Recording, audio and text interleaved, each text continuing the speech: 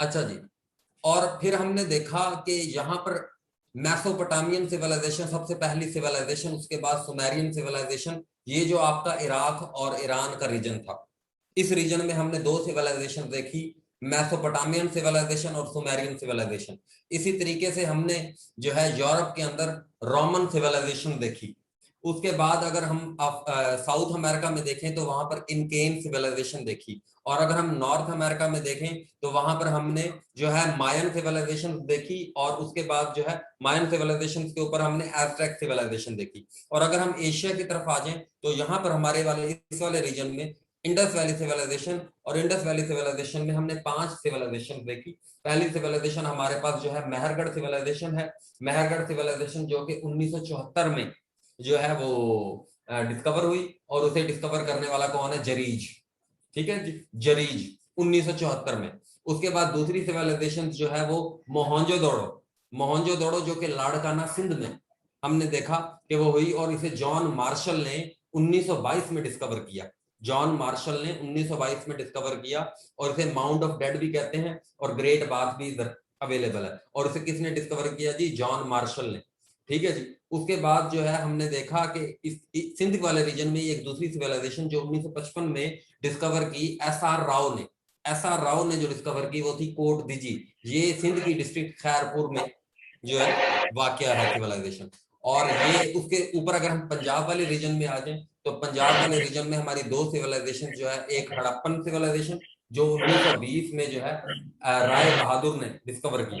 राय बहादुर ने, कोट दीजिए राव और ये राय। और उसके बाद हमने देखा जो है टेक्सला के अंदर एक गंधारा सिविलाइजेशन जो कि एपिक सेंटर था बुद्धिज्म का। वहां पर हमने देखी गंधारा सिविलाइजेशन जो थी वो जो है किसने जी की डिस्कवर? जॉन मार्शल ने ही डिस्कवर की। ठीक है जी। ये 5 सिविलाइजेशन देखा, और इन 5 सिविलाइजेशन का मेहरगढ़ सबसे ओल्डेस्ट है। उसके बारे में कहते हैं कि 7000 बीसी, 7000 बीसी। और जो है आपकी ये मोहनजोदड़ो और ये कोट दीजी और ये दूसरी सिविलाइजेशन जो है ये 2600 से लेकर 2000 बीसी तक पुरानी सिविलाइजेशन है। फिर उसके बाद हमने देखा यहां पर 1500 बीसी में आर्यन लोग जो हैं वो आ गए। इन आर्यंस ने घोड़े को सिधा लिया था। इन आर्यन लोगों ने, इंडिया के जो लोग थे ये आर्ट वाले लोग थे। ये जो है मिट्टी के बर्तन वगैरह बनाते थे। ये जो है सिल्क के ऊपर काम करते थे। ठीक है जी। तो जो ये आर्यन से ये जंगजू लोग थे, नोमैड लोग थे, ट्राइब की सूरत में रहते थे। नोमैड लोग ट्राइब की सूरत में जो ये लोग रहते थे।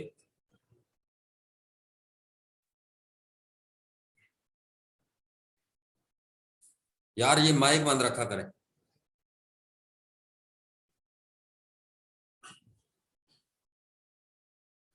अच्छा, ये जो ट्राइब्स की सूरत में जो लोग रहते थे, इन नोमैड ट्राइब, इन्होंने घोड़े को, यानी इससे पहले घोड़े के ऊपर बैठकर घोड़े को कंट्रोल करना सीखा नहीं था ये यहाँ के लोगों ने। लेकिन ये जो सेंट्रल एशियन लोग थे, इन सेंट्रल एशियन लोगों ने सीख लिया था घोड़े पर, और ये घोड़े पर बैठकर जो है लड़ना जानते थे। तो इन्होंने अपनी ये जो बैटल की जो सुपरमेसी थी उसके जरिए से जो है जो यहाँ पर बसने वाले लोग थे, ग्रेट मुलर थ्योरी ये कहती है कि इन्होंने आकर उनको जो ये सिविलाइजेशन थी इनको तबाह बर्बाद कर दिया, इनको मार दिया। और खुद जो है इन्होंने क्या किया जी, ये यहाँ पर आ गए और हमने वो बात की। और वो बात आज मैं दोबारा रिपीट करता हूँ कि 1500 बीसी में जो है वो आर्यन आए, और आर्यंस ने कास्ट सिस्टम इंट्रोड्यूस कराया। और इन्होंने हिंदुओं को जो है कितनी कास्ट में बांट दिया?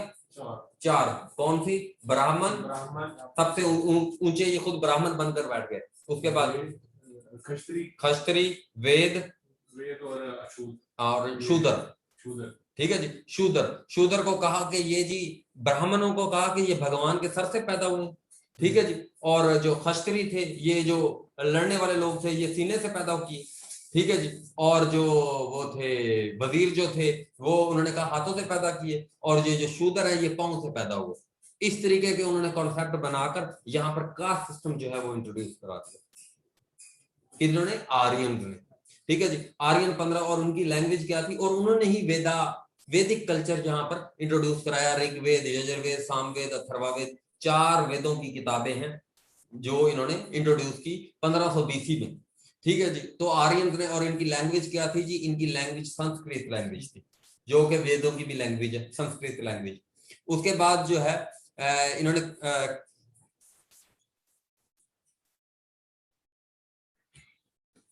ठीक है, और मक्खी अच्छी, मक्खी आ गई। अच्छा, इन्होंने जो है कास्ट सिस्टम इंट्रोड्यूस करा दिया, और उसके बाद जो है 1500 BC में आर्यन आए, आर्यन ने कास्ट सिस्टम इंट्रोड्यूस कराया, आर्यन ने कास्ट सिस्टम इंट्रोड्यूस करा के उनकी लैंग्वेज संस्कृत थी। उसके बाद हमने देखा कि इधर गुप्ता खानदान आ गए। असल में इंडिया की मैं आपको एक ना लॉजिक बता देता हूँ। मैं आप लोगों को पढ़ा चुका हूँ फ्यूडलिज्म, ठीक है जी। तो यहां पर फ्यूडलिज्म का बहुत ज्यादा किरदार रहेगा इंडिया में।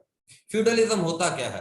फ्यूडलिज्म ये होता है कि जब किसी भी जगह एक सेंट्रल अथॉरिटी नहीं रहती, ठीक है जी, जब एक से ज्यादा पावर्स जो है वो जनरेट हो जाती हैं एक एरिया में, जैसे आपके पाकिस्तान में आज भी देख ले क्या है, फ्यूडल निजाम है।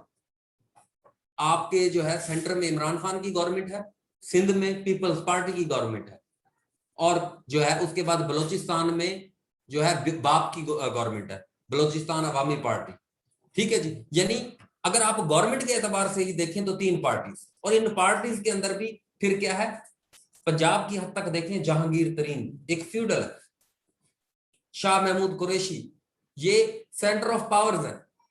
यानी कहने का मकसद है सेंटर कोई फैसला ले ही नहीं सकता पंजाब की हद तक, अगर शाह महमूद कुरैशी, जहांगीर तरीन या इस तरह के जो बिजनेस आइकॉन्स हैं, जब तक वो राजी ना हो जाए।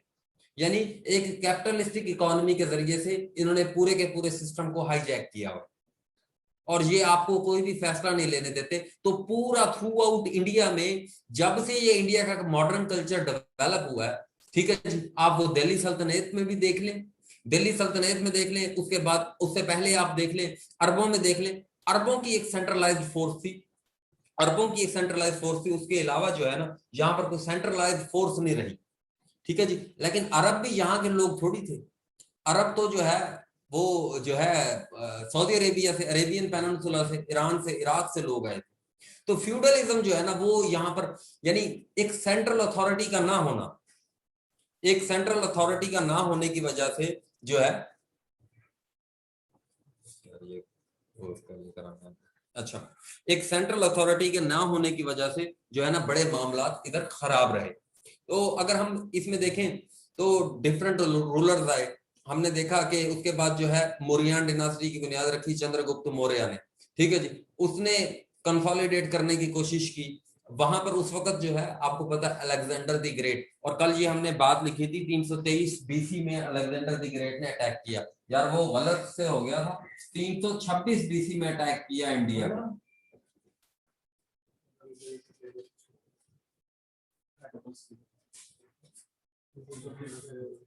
बैटल ऑफ हेडापस,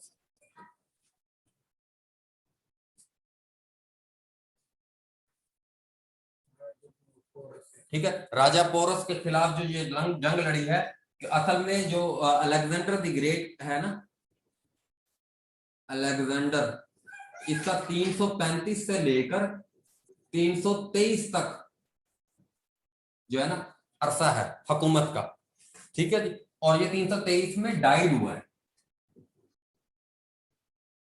इंपॉर्टेंट है ये भी, ठीक है जी। 323 में ये डाइड हुआ है। उसके बाद अगर हम देखें, ये 323 से 335 होना चाहिए, ये कैसे, ये क्या है, ये नीचे जा है, बीसी जो नीचे जा। अच्छा अच्छा, खैर ना जी, क्या हुआ कि अब उसके बाद जी ये आपकी एक करेक्शन हो गई। उसके बाद 1500 BC में आर्यन आए, आर्यन ने कास्ट सिस्टम इंट्रोड्यूस किया है, इनकी लैंग्वेज जो है संस्कृत थी, इन्होंने वेदास को इंट्रोड्यूस करा दिया। उसके बाद जी चंद्रगुप्त मौर्य ने मौर्य डायनासिटी की बुनियाद रखी, और जो है चाणक्य इसका एक बहुत बड़ा रूलर था जिसने स्टेट क्राफ्ट के ऊपर एक किताब भी लिखी, ठीक है जी। उसके बाद हमने देखा कि इस डिनासिटी का बिंदुसरा का जो बेटा था, चंद्रगुप्त मौर्य का बेटा था बिंदुसरा, और बिंदुसरा का बेटा था Ashoka the great. Ashoka the great इस मौर्यन डिनासिटी का सबसे फेमस रूलर था।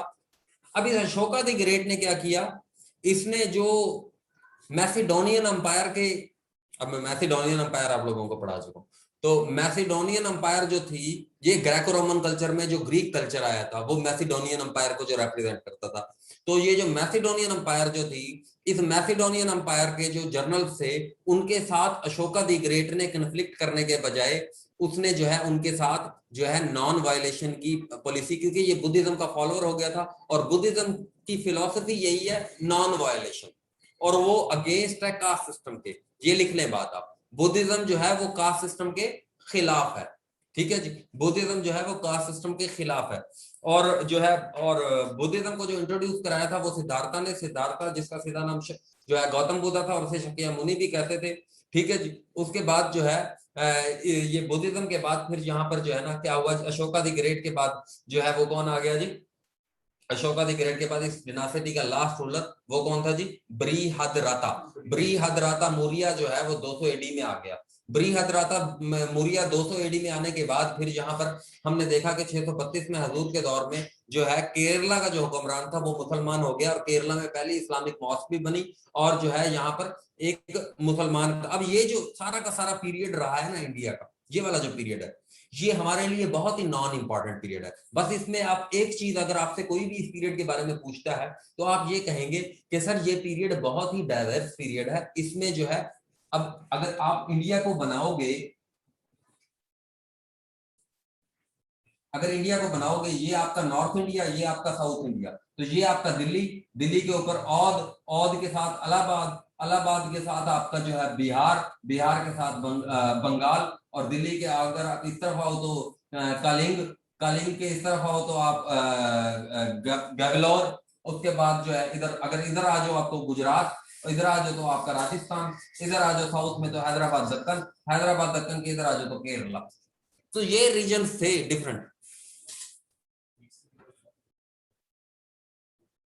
अच्छा, तो ये रीजन जो हैं ये आपके मेन रीजन हैं। ये आपने एक काम करना है, ये आपके जिम्मे, बाद में बात। अच्छा, ये जो है ना आपके आपके जिम्मे एक क्या है कि आपने इंडिया के ये जो कोस्टल एरिया या बॉर्डर एरिया के जो सिटीज हैं और नॉर्थ इंडिया के सिटीज हैं इनको थोड़ा सा देखना है, और इनमें जो सिटी इंपॉर्टेंट है वो दिल्ली, इलाहाबाद, उसके बाद इलाहाबाद के बाद बंगाल, और बंगाल के बाद पटना। ठीक है जी, मैं भी कोशिश करूंगा कि साथ की साथ जब कनेक्शन की बारी आए तो हम कनेक्शन पे इन चीजों को थोड़ा थोड़ा आपको बताते रहे। ठीक है जी, लेकिन अभी जो है ना हम थोड़ा सा इसको हल्का सा, अब देखें आपने फ्यूडलिज्म याद रखना है कि ये सारे पीरियड में क्या रहा है, ये जो छोटे छोटे एरियाज हैं, ये छोटे छोटे जो एरियाज हैं, इन छोटे छोटे एरियाज के रूलर थे। ठीक है जी, और इन छोटे छोटे रूलर्स के जो एरिया के रूलर थे उनको जो है उन्होंने अपने राज स्टैब्लिश किए हुए थे, यानी यहाँ पर कोई सेंट्रल अथॉरिटी थी ही नहीं, और जब कोई सेंट्रल अथॉरिटी नहीं होती तो उसे क्या कहते हैं, फ्यूडलिज्म। ठीक है जी, तो यहाँ पर एक फ्यूडल लॉर्ड्स का कल्चर रहा है जिसे अशोका ने आकर, Ashoka was the central power of this region. उसके बाद फिर जब ये डिनासिटी खत्म हुई फिर दोबारा जो है ना वही पीरियड शुरू हो गया। ठीक है जी, फ्यूडलिज्म का। और इसी फ्यूडल में से एक फ्यूडल था आपका राजा जाहिर, जो कि सिंध के ऊपर हुक्मरानी कर रहा था, और सिंध पर जो राजा चच का बेटा था, तो उसके ऊपर जो है मोहम्मद बिन कासिम ने जो है वो हमला किया। ठीक है जी, 712 में, 712 एडी में, और हजाज बिन यूसुफ जो था, वो जो इराक और कूफे का गवर्नर था, उसने उसको भेजा था क्योंकि वो उसका भतीजा था। ठीक है जी, उसको उसने भेजा, और हजाज बिन यूसुफ को वलीद बिन अब्दुल मलिक, दामाद के बारे में जो है ना वो इख्तलाफ है। वलीद बिन अब्दुल मलिक जो है, वलीद बिन अब्दुल मलिक जो है, उसने जो है वलीद बिन अब्दुल मलिक जो अरब का खलीफा था उस टाइम पर, उसने उसको ऑर्डर दिया था। ठीक है जी, कि हजाज को भी अटैक कर दो, उसने यानी ऑर्डर दिया या कॉन्सेंट ले लिया, एक ही मतलब लोगे। और ये जो वलीद बिन अब्दुल मलिक है इसका बाप था अब्दुल मलिक बिन मरवान। ठीक है जी, इस अब्दुल मलिक बिन मरवान के 4 बेटे भी खलीफा थे। ठीक है जी, और फिर हमने देखा, ये हम बड़े अच्छे तरीके से स्टैब्लिश करके आए हैं, आप लोगों को भी इंशाल्लाह पता चल जाएगा। ठीक है जी, ये हम बड़े अच्छे तरीके से, मैंने आपको काफी बार ये चीजें बताई हैं कि ये किस तरीके से। अगर अब मैं थोड़ा सा आपको हल्का सा सिर्फ और सिर्फ ये बता देता हूं, अगर आपको बैकग्राउंड थोड़ा सा लेना है, देखें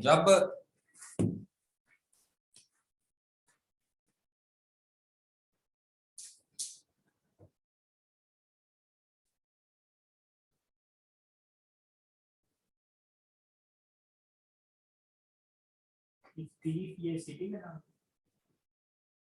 हाँ? ताइफ क्या है? ताइफ है सिटी।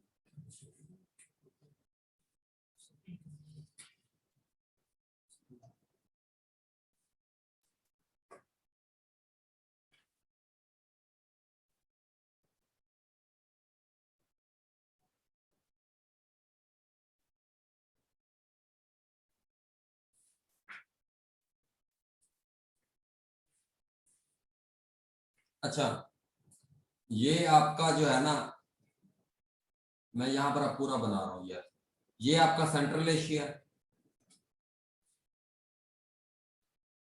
ठीक है जी। ये आपका चाइना है, ठीक है जी। ये आपका चाइना है, ये आपका अफगानिस्तान है, ये आपका ईरान है, ठीक है जी। तो ये पाकिस्तान है आज का। तो ये पूरा का पूरा पाकिस्तान, इंडिया यहाँ पर बॉर्डर नहीं था, और बांग्लादेश यहाँ पर भी बॉर्डर नहीं था, ये तो आज के बॉर्डर है। तो ये पूरा का पूरा एरिया था। अब देखें, ये आपने ना ये याद रख लेना, सिर्फ और सिर्फ इसके साथ में मजीद बैकग्राउंड, इंशाल्लाह एक बैकग्राउंड के ऊपर जब लेक्चर रखेंगे ना, तो उसमें हम 2 घंटे का लेक्चर बैकग्राउंड के ऊपर रखेंगे। आप सिर्फ और सिर्फ क्या करो जी, काबुल कंधार, काबुल कंधार, ठीक है जी। काबुल और कंधार, इधर जो है लाहौर, मुल्तान, सिंध, ठीक है जी। दिल्ली, अजमेर, गुजरात, दिल्ली, अजमेर, गुजरात, दिल्ली, हैदराबाद, केरला, ठीक है जी। उसके बाद बिहार, बंगाल है।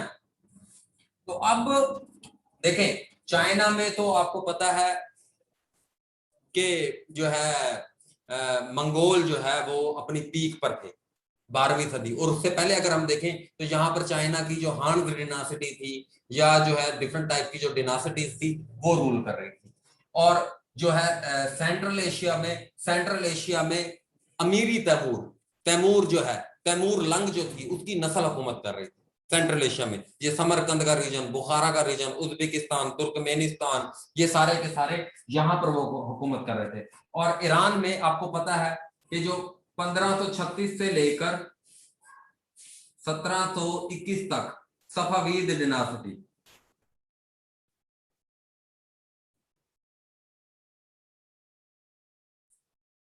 और इससे पहले यहां पर तैमूरी लोग ही थे। और ये भी सफावीद भी बेसिकली आपके क्या है, ये भी तुर्क लोग हैं, ठीक है जी। यानी एक मैंने टर्म यूज की थी, ग्रेको रोमन कल्चर, ठीक है जी। अब यहां पर एक टर्म आप याद रख लें, तुर्को मंगोल कल्चर, ठीक है जी। तुर्को मंगोल कल्चर, ये सारा का सारा एरिया जो है, ये वाला एरिया जो है, तुर्को मंगोल कल्चर के ऊपर जो है वो बेस करेगा। तो अब जो है आपका ये जो ईरान के अंदर, और यहां से आगे आपको पता है वो हमने बहुत अच्छे तरीके से बहुत बार इस्टेब्लिश किया है, सिर्फ और सिर्फ नाम लूंगा। यहां पर जो है तुर्की में जो है सल्जूक तुर्क, ठीक है जी। और सल्जूक तुर्क के बाद यानी 1000 एडी से लेकर 1299 एडी तक सल्जूक तुर्क, और 1299 में ओटोमान वन ने ओटोमान एम्पायर। और अगर हम नीचे देखें तो नीचे जो है वो Abbasid empire, Mamluk empire, Ayyubid empire, Fatimid empire, detail में देख चुके हैं कैसे कैसे उनका कन्फ्लिक्ट हुआ, और कैसे कैसे यहां पर जो है एक इंटरनल कन्फ्लिक्ट की फिजा चल रही है। ये है पूरी दुनिया का कल्चर उस वक्त का। और जापान में मिजी डिनासिटी, ठीक है जी। शोगुन हुआ जो, जिसने अपने आप को आइसोलेशन की तरफ ले गया था, ठीक है जी। वो जापानीज इंपीरियलिज्म जो है ना, वो जापानीज इंपीरियलिज्म इस तरह का इंपीरियलिज्म है, इसकी आपको एक मिसाल दे देता हूं कि 2000 साल लोगों ने अपने आका को, जो उनका बादशाह है, उसको देखा ही नहीं। 2000 साल, ठीक है जी। शोगुन जो थे उनके, शोगुन कहते हैं वॉरियर्स को देखा, उनके इंपीरियल पावर को, रॉयल फैमिली को देखा ही नहीं। ठीक है जी। और चाइना के अंदर आपको पता है किंग डिनासिटी, मंगोल आ गए, मंगोल के बाद अभी तक मंगोल ही चल रहे थे जब दिल्ली सल्तनत का हमारा बेसिकली जब मामला हुआ, उससे पहले। अब यहां पर दो पावर्स जो है वो सिर्फ और सिर्फ डोमिनेट करेंगी। एक है अफगान। अफगान, अगर आपने फ्यूडलिज्म कहीं पर देखना है ना थ्रू आउट हिस्ट्री, तो आपको वो अफगानिस्तान में मिलेगा। थ्रू आउट हिस्ट्री देख लो, पूरी दुनिया में बहुत सारी इंपायर्स हैं। हम एशियंस ने तो कभी ना इंपायर बनाई है और ना हमने कभी सोचा है, ठीक है जी, हमें एक्सक्लूड कर दो, ठीक है जी। ना हमने कभी सोचा, ना हमारी कोई इंपायर है। हम हमेशा लाई लग गए, दूसरों के पीछे लगते हैं। हमारी कोई हिस्ट्री अपनी तो है नहीं। हमारे ऊपर जो जो हुक्मरान करने आते थे तो वही हिस्ट्री है हमारी, ठीक है जी। हमारी हिस्ट्री मंगोलों की हिस्ट्री है, हमारी हिस्ट्री मुगलों की हिस्ट्री है, हमारी हिस्ट्री जो है ना वो फातमीदों की हिस्ट्री है, ठीक है जी। हमारी अगर for the sake of argument आप मुसलमान के तौर पर अगर देखते हो तो हमारी कोई ऐसा कोई इतनी कोई वो हमारी एक्सपेंशन क्या, हमारी अपने एरिया में कोई हिस्ट्री नहीं है, ठीक है जी। तो हमारी एक्सपेंशन हिस्ट्री क्या होगी, ठीक है जी। तो अगर लेकिन अफगानिस्तान की एक कन्वेंशनल हिस्ट्री रही है, और वो कन्वेंशनल हिस्ट्री क्या है कि अफगानिस्तान के अंदर कभी भी कोई इंपायर स्टैब्लिश नहीं हुई। नोट, सिर्फ और सिर्फ दो इंपायर जो है, एक वो अहमद शाह अब्दाली की, ठीक है जी, और एक जो है उसकी शेर शाह सूरी, ठीक है जी। अब गजनवी भी जो आया है, गजनवी तुर्क था, ठीक है जी, वो अफगान डिनासिटी नहीं है, ठीक है जी। और ये जो आपके जो है दिल्ली सल्तनत वाले, दिल्ली सल्तनत में पहले तो ममलूक आ गए, गुलाम डिनासिटी। उसके बाद आपके जो है गुलाम डिनासिटी के बाद खिलजी आ गए। खिलजी भी कौन है, ये भी तुर्क है, ठीक है जी, ये भी तुर्क है। कुतुबुद्दीन ऐबक भी तुर्क है, ठीक है जी। उसके बाद जो है खिलजी के बाद कौन आ गए आपके, तुगलक। तुगलक भी आपके क्या है, तुर्क है। तुगलक भी आपके तुर्क हैं। उसके बाद सैयद सैयद है, ठीक है जी। उसके बाद लोधी आपके एक डिनासिटी जो है ना, जो है अफगान डिनासिटी है। लोधी आपके अफगान लोग हैं, लोधी आपके अफगान लोग हैं। अब लोधी के बाद जो है ना, अब क्या होता है, ये सेंट्रल एशिया का जो रीजन है, ये भी जमहूरियत ये भी तो अफगानी है। अब वहीं पर आ गए, ये गजनी कौन सी हैं? गजनी गजनवी, गजनवी तुर्क है, तुर्क है। हाँ, और ना मैंने एक पॉइंट और लिखवाना भूल गया था। महमूद गजनवी, जो महमूद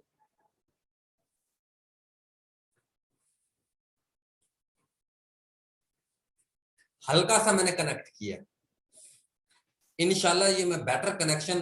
अब देखो, बेटर कनेक्शन से मुराद ये है कि उस टाइम पर सारा को देख लो, मैंने अभी इतना बताया, अब मैं इससे आगे जाऊंगा फिर आप रोगे, ठीक है जी। मैं हल्का सा, चलो हल्का सा हो जाऊंगा। इस टाइम पर जो है क्या था जी, उधर बैजेंटाइन अंपायर थी, जिसको बैजेंटाइन अंपायर को एक तरफ से जो है वो ओस्मान अंपायर जो है वो आगे आगे किए जा रही थी, और वो सिर्फ और सिर्फ इस्तांबुल तक रह गए थे, और उन्हें 1453 में वहां से भी सुल्तान मोहम्मद फातेह ने कदेड़ दिया था, ठीक है जी। और वहां पर यूरोप के अंदर आपका क्या हो गया था, यूरोप में इंटरनल वॉरफेयर चल रही थी 1337 से लेकर 1453 तक। किसकी जी, यूके और फ्रांस की वार चल रही थी, 100 ईयर वॉर, ठीक है जी। और बस अब यहीं तक, ठीक है जी। ये आपको मैंने पूरी दुनिया का ग्लोबल पर्सपेक्टिव बता दिया। और अगर रशिया को देखो तो रशिया में रोमनोव डिनासिटी चल रही है, ठीक है जी। रोमनोव डिनासिटी, जिसको जो है 1547 में कायम किया है, और जिसका लास्ट रूलर कौन था, निकोलस सेकंड, ठीक है जी। अब वो भी एक्सपेंशन नहीं करना चाहते, और यूरोप के लोग तो आपस में ही लड़ने पे लगे हैं। अब एक्सपेंशन वाले कौन लोग हैं, वो, हाँ, महमूद गजनवी वाला सवाल एक वाले, महमूद गजनवी का बेटा था ये। महमूद गजनवी जो है ये 1126 से लेकर 1130 तक जो है ना, इसने हुकूमत, यानी जो भी आप इसको को इंडिया का जो इसका मामला था, ठीक है जी। तो उसके बाद इसका बेटा आया महसूद गजनी, ठीक है जी। इसके साथ जो है ना अल बेरूनी और दाता गंज बख्श हजवेरी,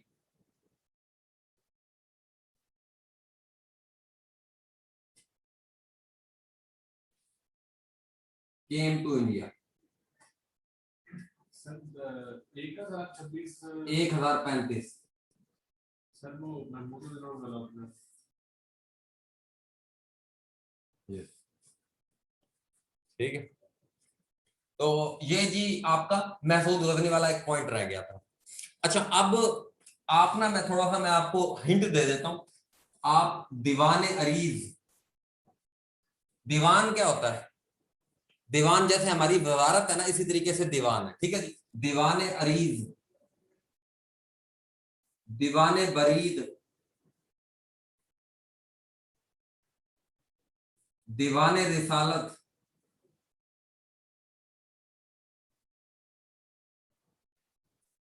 ठीक है जी, और दीवाने जो है मुस्तखरज,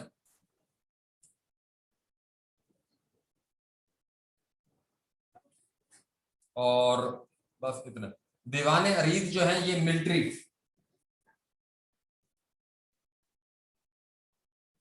ठीक है जी, दीवाने अरीज। बस ये आप चार एक याद रखो इसको। मैं जब ये थे बेसिकली दिल्ली सल्तनत के ना एडमिनिस्ट्रेटिव के यूनिट। दीवाने अरीज बनाया गयासुद्दीन बलबन ने। दीवाने अरीज किसने बनाया, और दीवाने बंदगान जो है वो किसने बनाया, फिरोज शाह तुगलक। अब इनकी भी एडमिनिस्ट्रेटिव दिल्ली सल्तनत की क्या थी, एक सेंट्रल अथॉरिटी, और उन सेंट्रल अथॉरिटी के नीचे ये दीवान थे जो ऐसा ऐसा डेवलप हुए। ठीक है जी, इसमें फिर लैंड रेवेन्यू का सिस्टम कौन लेकर आया? लैंड रेवेन्यू का सिस्टम सबसे पहले खिलजी लेकर आया। और अगर आपसे दिल्ली सल्तनत के बारे में पूछा जाए कि दिल्ली सल्तनत के दौरान सबसे ज्यादा एरिया किसके दौर का था, तो मोहम्मद बिन तुगलक। दिल्ली सल्तनत में सबसे ज्यादा एरिया किस हुक्मरान ने कैप्चर किया? मोहम्मद बिन तुगलक ने कैप्चर किया। ठीक है जी, जिसे मैड किंग भी कहते हैं और मिक्सचर ऑफ ऑपोजिट्स भी कहते हैं। ठीक है जी, उसने सबसे ज्यादा।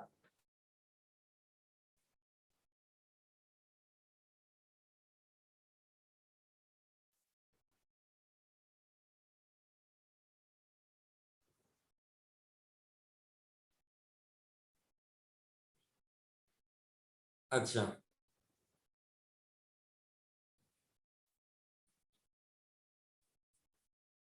तो ना क्या हुआ कि ये अब उनकी पावर का सेंटर क्या था? एक सेंट्रल पावर होती थी। अब ये जो स्लेव डिनासिटी है ना, और इसमें वो एक चालीसा, चालीसा किसने इंट्रोड्यूस किया? इल्तमश। इल्तमश ने चालीसा। मार्केट रिफॉर्म्स कौन लेकर आया? अलाउद्दीन खिलजी। ठीक है जी, अलाउद्दीन खिलजी। और यानी इस तरीके की इनकी एडमिनिस्ट्रेटिव क्या थी कि एक पारांग थी, एक एक इक्तदार थी, और उसके बाद एक शिराक थी। ठीक है जी, ये क्या चीजें हैं? ये आपकी एक होता है इक्तदार, कहते हैं स्टेट को, सेंटर। ठीक है जी, ये आपकी जो हो जिसे कहते हैं डिवीजन। उसके बाद आपकी क्या होती है? डिस्ट्रिक्ट। उसके बाद आपकी क्या होती है जी? तहसील। उसके बाद आपकी शिराक क्या होता है? आपका गांव। उस वक्त तहसीलों के ये नाम थे। ठीक है जी, परांग, शिराक, उसके बाद इक्तदा। ठीक है जी, ये उनके नाम थे। इनका जो एडमिनिस्ट्रेटिव स्ट्रक्चर था और वो ये था। बाकी आपको ये भी पता चल गया कि ये लोग कौन है। ये लोग तुर्को मंगोल लोग हैं, और इनमें कुछ एक डिनासिटी है अफगानियों की, इब्राहिम लोदी। इब्राहिम लोदी। या आगे आगे एक आएगी जो है ना, वो क्या नाम है उसका, शेर शाह सूरी, वो भी अफगानी है। शेर शाह सूरी अफगानी आएगा, या ये लोदी जो है ना, ये दो अफगान डिनासिटीज हैं। बाकी सारी की सारी जो है ना आपकी क्या है, ये तुर्क वाले हैं। और तुर्क लोगों का आप ऑलरेडी देख चुके हो कि जो अनातोलिया में है, जो तुर्की के रीजन में है, वो यूरोप की तरफ एक्सपेंड कर रहे हैं। ठीक है जी, वो यूरोप की तरफ एक्सपेंड कर रहे हैं। अब यहां पर जो एक पावर आई थी, अमीर तैमूर। अमीर तैमूर ने जो है कोई अपनी सेंट्रल अथॉरिटी नहीं कायम की।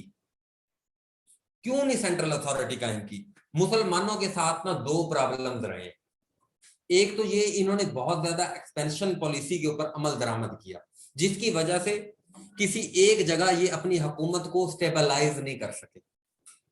ठीक है जी, क्योंकि अमीर तैमूर इधर से चाइना और उधर से अनातोलिया तक, उधर से अनातोलिया तक इसका कंट्रोल था। फिर जैसे ये 1405 में मरा, खत्म। कोई एडमिनिस्ट्रेटिव स्ट्रक्चर तो था ही नहीं। ठीक है जी, आगे से कोई संभाल नहीं सका। और मुसलमानों में दूसरा रूल क्या है कि ना कुरान में ना सुन्नत में आप किसी को नामजद करके नहीं जा सकते। तो इसलिए जो थ्रोन है उसके क्लेमेंट, जो क्लेमर हैं वो बहुत ज्यादा पैदा हो जाते हैं और वो फिर आपस में लड़ाई शुरू हो जाती है।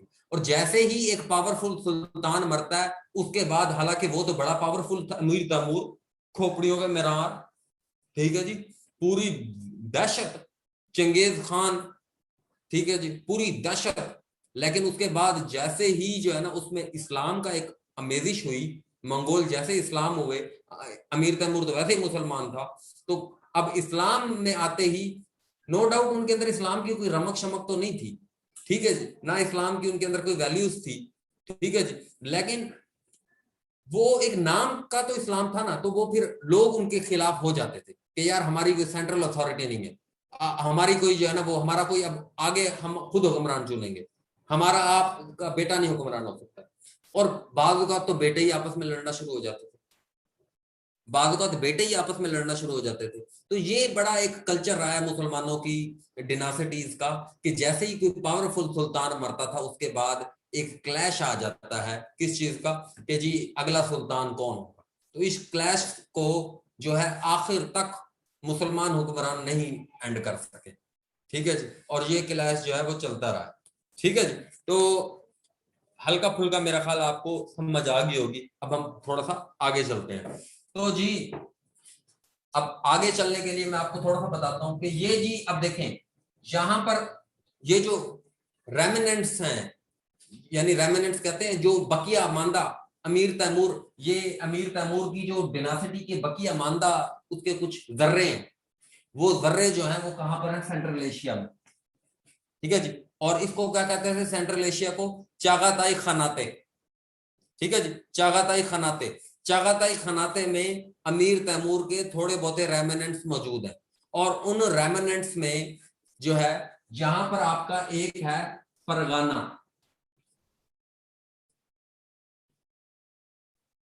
उज्बेकिस्तान में फरगाना, ठीक है जी, फरगाना वैली है यहां पर उज्बेकिस्तान में। और यहां पर है आपकी समरकंद,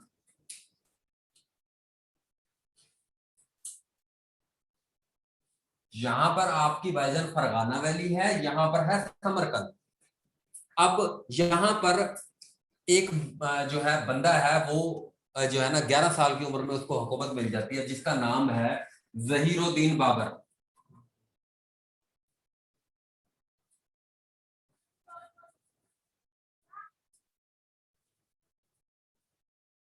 जहीरुद्दीन बाबर को इस फरगाना वैली, और उसका शौक है कि मैं ये जो है ना समरकंद का इलाका फतह कर लूं, लेकिन ये समरकंद के इलाके के ऊपर पावरफुल कंट्रोल है जो जहां का लोकल रूलर है जो कि अमीर तैमूर की रेमिनेंट्स है, जो उसके खानदान का ही कोई बंदा है, उसको ये हरा नहीं पा रहा क्योंकि जो है इसके पास कोई अथॉरिटी नहीं है अभी, ठीक है। तो ये अब ये क्या करता है, अब ये यहां पर तो जा नहीं सका, यहां पर जीत नहीं सका। अब उसके बाद ये इसने क्या किया, इसने अब एक्सपेंशन करने की तो इनकी मजबूरी है क्योंकि खून क्या है, जहीरुद्दीन बाबर का खून क्या है, फादर अमीर तैमूर और मदर जिंगेज खान।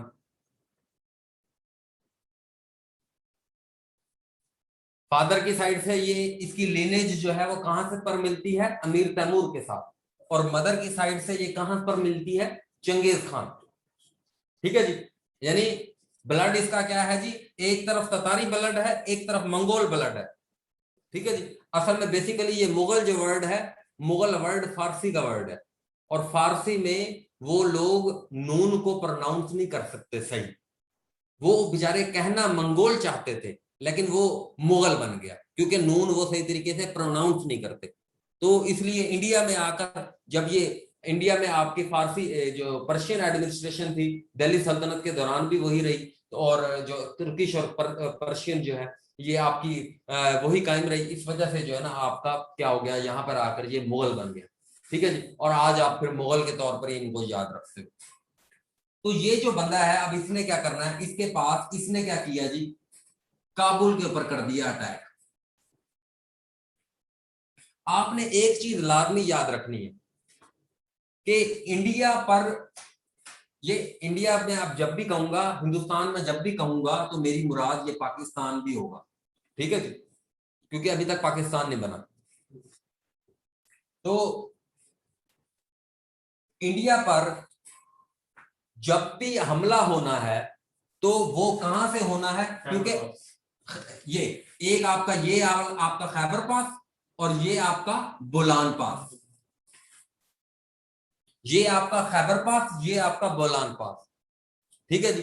यहां दो रूट्स से, और खैबर पास आपका क्या है जी, पास, पास क्या होता है, माउंटेन के अंदर से एक रास्ता होता है खैबर पास, ये 53 किलोमीटर लॉन्ग है।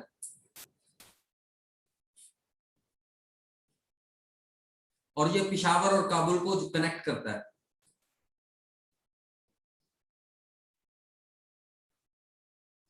ठीक है जी।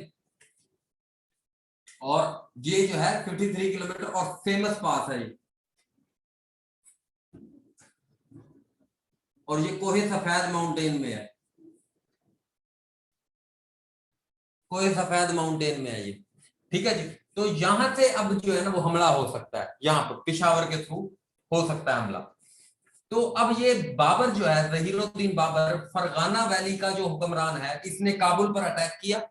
काबुल पर अटैक करके इसने जो है यहां पर कर लिया, जो है ना काबुल पर कब्जा कर लिया। उसके बाद जो है इसने कंधार के ऊपर भी हमला किया और कंधार को भी अपने कंट्रोल में ले लिया। काबुल और कंधार किसके कंट्रोल में चला गया, जहीरुद्दीन बाबर के कंट्रोल में। अब इस टाइम पर, और ये रीजन कब का है, ये 1508 की इसकी पैदाइश है, ठीक है जी, 1508 की इसकी पैदाइश है। तो अब इसके इस टाइम पर यहां पर जो है ना कौन सी हुकूमत है जी, हमने लास्ट टाइम पढ़ा है, आखिरी स्लेव डिनासिटी, और जिसका नाम क्या है जी, लोधी डिनासिटी।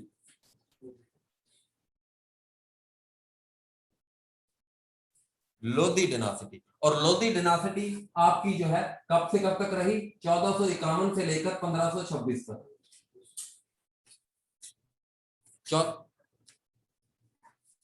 1451 से लेकर 1526 तक ये आपकी लोधी डिनासिटी रही।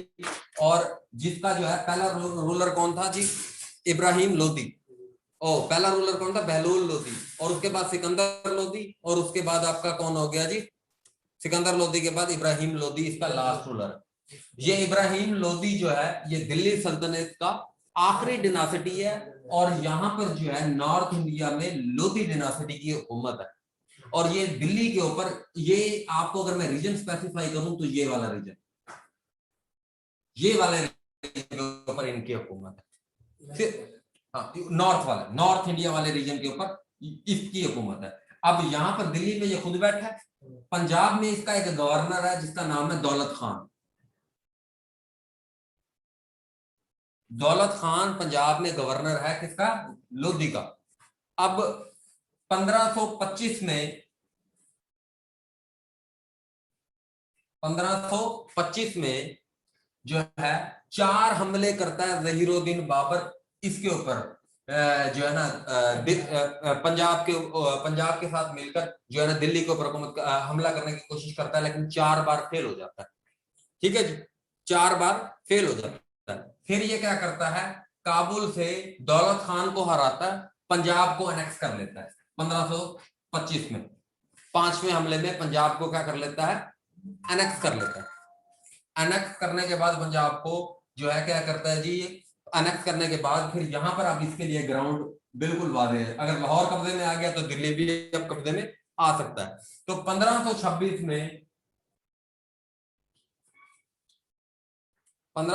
में आपकी क्या होती है जी, first battle of Panipat. First battle of, अच्छा अब ये मैं मिटाता हूं और अब हम जरा स्पीड में चलेंगे, ठीक है, क्योंकि आज मुगल मुकाने हैं, ठीक है। अब बस आप ये नक्शा सामने रखो और मैंने आपको रीजन बता दिया, अब हम यहीं पर फिरते रहेंगे। बोलान पास की लेंथ वगैरह को ना ना, बोलान पास की नॉट इम्पोर्टेंट है अभी, वो हम पासिस की एक ही बारी कर लेंगे, ठीक है, सारे पासिस।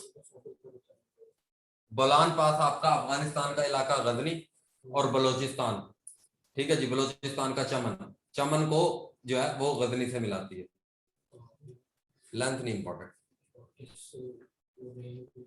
बोलान पास आपकी तोबा काकड़ रेंज में है, तोबा काकड़ रेंज बलोचिस्तान में है, ठीक है। अच्छा, अब आपका हम जरा स्पीड मारेंगे, आप सिर्फ ये नक्शा ज़हन में रखोगे।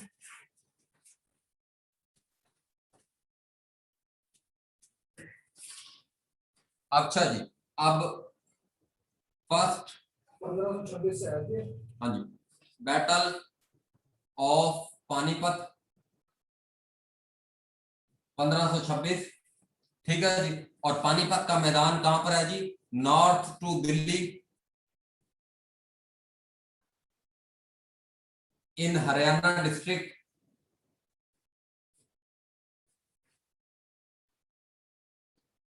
ठीक है जी, नॉर्थ टू दिल्ली 90 किलोमीटर, ठीक है जी, हरियाणा डिस्ट्रिक्ट के अंदर पानीपत का मैदान है, ठीक है जी।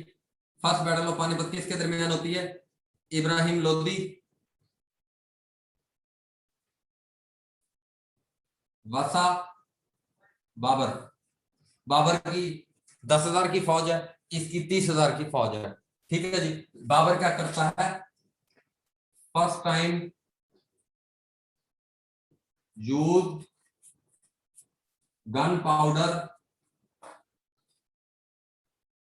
इन मिलिट्री, ठीक है जी, यानी मिलिट्री में पहली बारी जो है वो ये गन पाउडर यूज करता है, कैनन्स को यूज करता है। असल में जो इब्राहिम लोदी की जो फौज थी वो हाथियों पर सवार थी, और हाथियों को क्या करते थे? भंग पिलाकर मस्त कर देते थे, और मस्त करके फिर क्या करते थे? उनके ऊपर गर्म लोहे की सलाखें लगाते थे, तो वो दुश्मन की फौज के ऊपर ऐसे तड़ल करके जाते थे, तो दुश्मन की फौज को रोन देते थे। तो उसने उसके खिलाफ क्या स्ट्रेटेजी अप्लाई की? उसने ये स्ट्रेटेजी, जो आर्टिलरी थी उसके अंदर से गोले फायर किए, उन गोलों की शोर से उनके हाथी जो है वापस उसकी इब्राहिम लोदी की फौज की तरफ हो गए, और ये टैक्टिक बहुत ज्यादा कारआमद हुई, और फर्स्ट बैटल ऑफ पानीपत में Babur won and Ibrahim Lodi killed.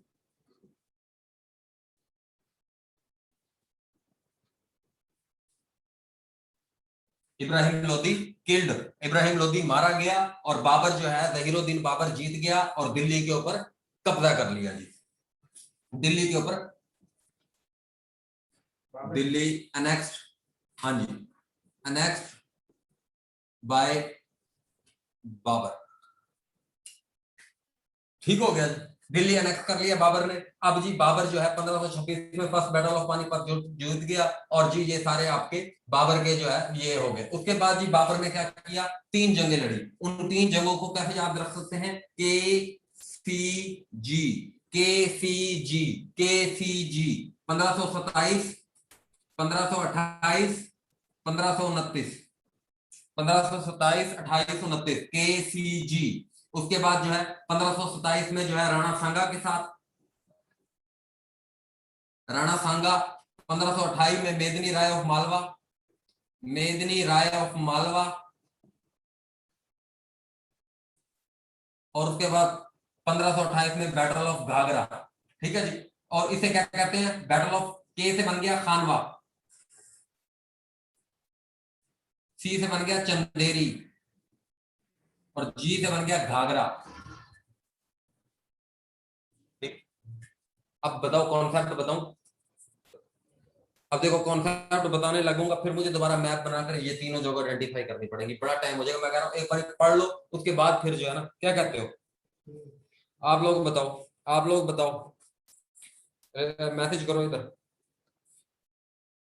नक्शा बनाकर बताऊं? ये बाबर भी, जल्दी बताओ जल्दी, या ऐसे जरा भगाएं जरा इसको। बाबर मुसलमान था, हाँ और ये दूसरे ऊपर बैटल से ऐसे ठीक है, कंटिन्यू, डन हो गया।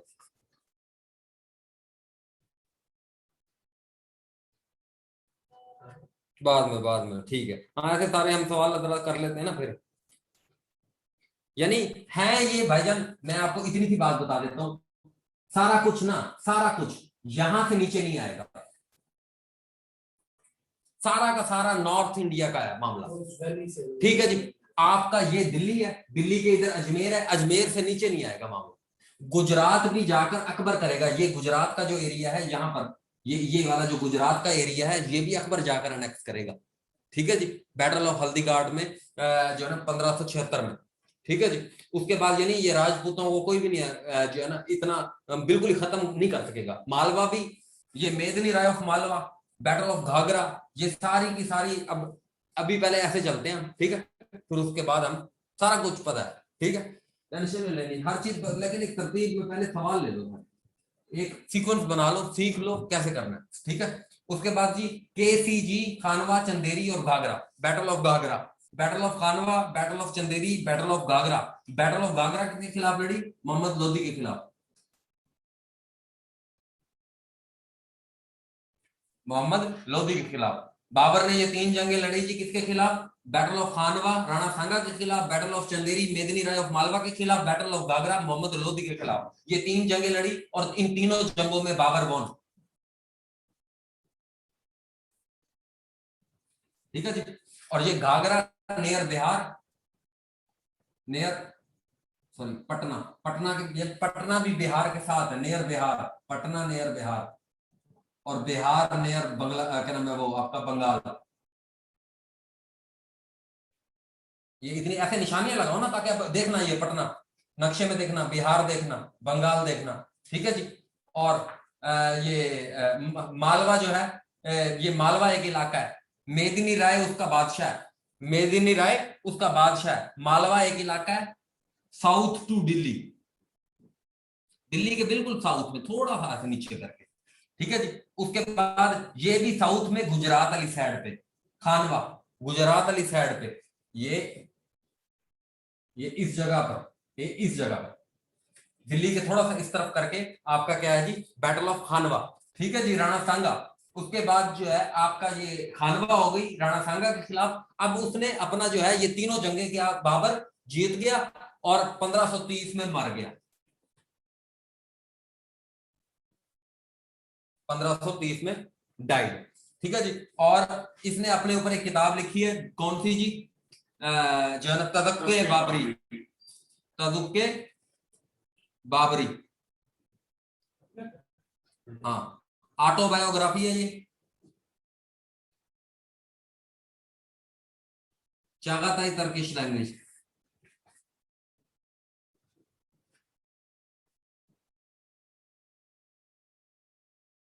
अच्छा जी, ये चागाताई जो है ना टर्किश का एक डायलेक्ट है, डायलेक्ट का मतलब लहजा। जैसे पंजाबी हम बोलते हैं, डिफरेंट लहजों में बोलते हैं, इसी तरीके से तुर्की के भी डिफरेंट लहजे हैं, टर्किश लैंग्वेज के डिफरेंट डायलेक्ट्स हैं।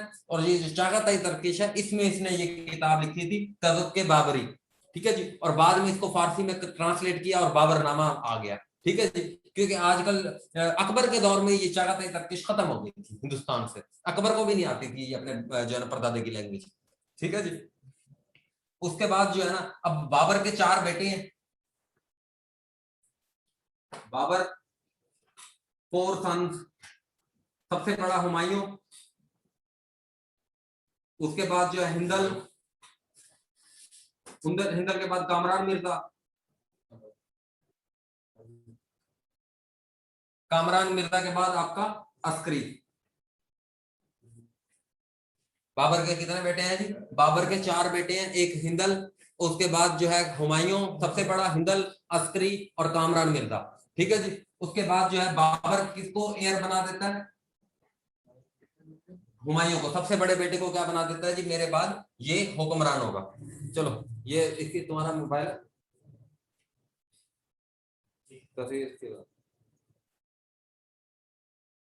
रिकॉर्डिंग हो रही है, रिकॉर्डिंग हो रही है, ग्रुप में हो तुम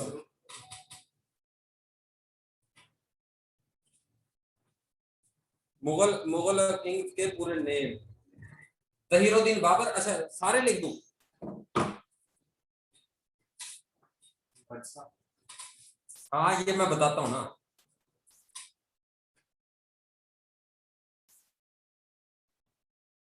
हाँ वो मैं लिखता हूँ। अच्छा, अब जी कहने का मकसद है 1530 में बाबर जो है ये डाइड हो गया, और ये only Mughal ruler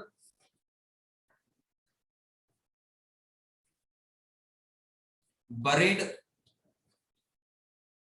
outside subcontinent. ठीक है जी, कहां पर ये जी डाइड इन आगरा।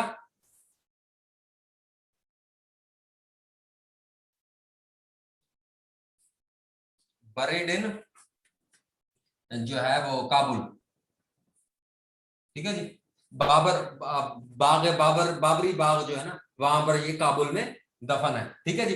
असल में अब देखो इसके बारे में ना, आपने भी ये बहुत कुछ पढ़ा होगा, मैंने भी बहुत कुछ पढ़ा है, लेकिन वो हमारे लिए बिल्कुल रेलिवेंट नहीं है कि जी इसने शराब छोड़ दी थी, इसने ये अच्छा था, ये बुरा था, ये क्या था।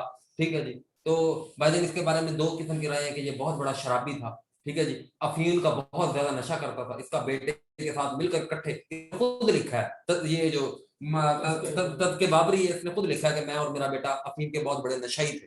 ठीक है जी, हम दोनों जो है ना, फिर बाद में जो है ना ये बात, अब इनके बारे में आप अच्छे बुरे की जंग से निकल आओ और अपनी अभी पीपीएससी की प्रिपरेशन कर लो, एक अच्छी सी जॉब ले लो, उसके बाद इकट्ठे मिलकर फैसला करेंगे कि ये अच्छे हैं कि बुरे हैं। ठीक है, हाँ ठीक है जी, इकट्ठे इनका पता लगाएंगे। अच्छा जी, उस्मान भाई ने कहा है कि साइड पर ना सब सारे लिख लें, तो इसकी तस्वीर बना लिया जी। चलो अब दोबारा बना भेजी थी।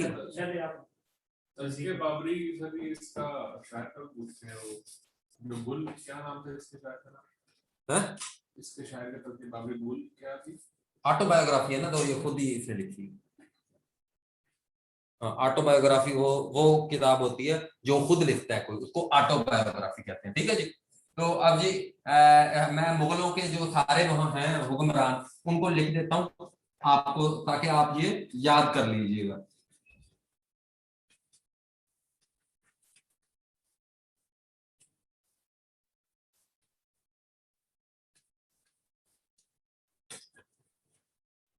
अच्छा जी, सबसे पहले नंबर पर बाबर 1526 से लेकर 1530 जहीरुद्दीन बाबर। उसके बाद नासिरुद्दीन हुमायूं। हुमायूं जो है 1530 से लेकर 1540, दो पीरियड, 1555 से लेकर 1556 तक दो पीरियड रहे नासिरुद्दीन हुमायूं। उसके बाद अकबर 1556 से लेकर 1605। ठीक है जी। अकबर के बाद इसका शहजादा सलीम,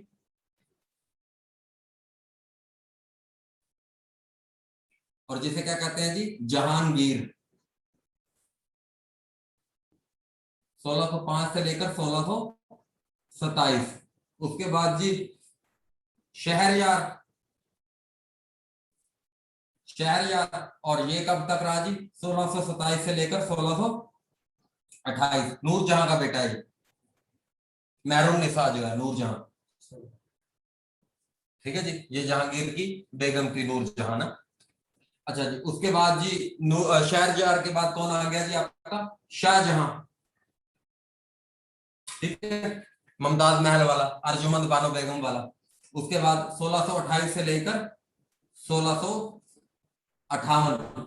उसके बाद औरंगजेब आलमगीर,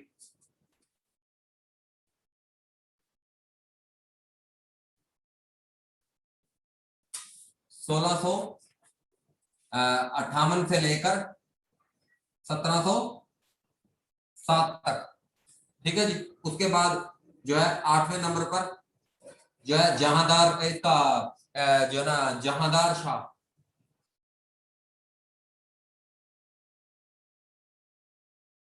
1707 से लेकर 1713 तक। जहांदार शाह के बाद 9वें नंबर पर कौन सा आ गया आपका, फर्रुख्यार। फर्रुख्यार जो है 1713 से लेकर 1719 तक।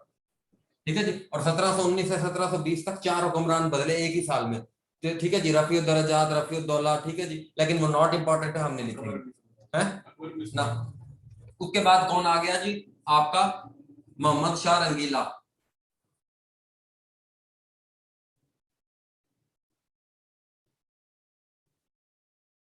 मोहम्मद शाह रंगीला कब तक रहा जी? 1719 से लेकर 1754 तक।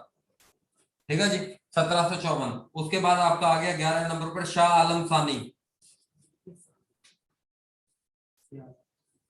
सानी का मतलब सेकंड। ठीक है जी, 1754 से लेकर 1806।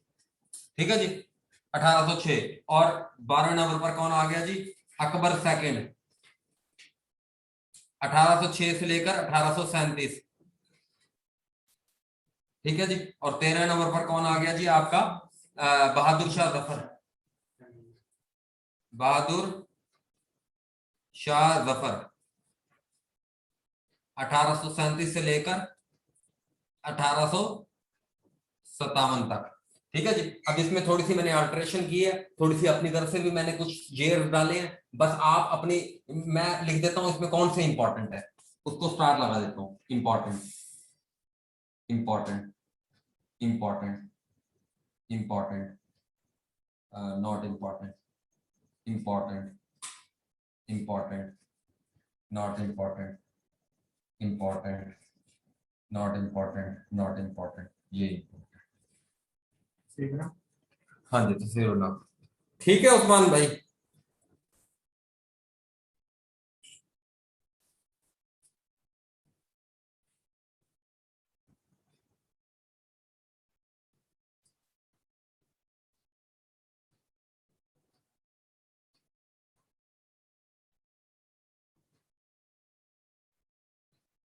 अब इसमें ना कुछ और भी रूलर हैं। ठीक है जी, वो बिल्कुल भी इंपॉर्टेंट नहीं है। अब मैंने तो बिला वजह ही याद किया मैं फजूल में। ठीक है जी, वो आप ना करो ऐसे जहन की कैपेसिटी को बचाकर।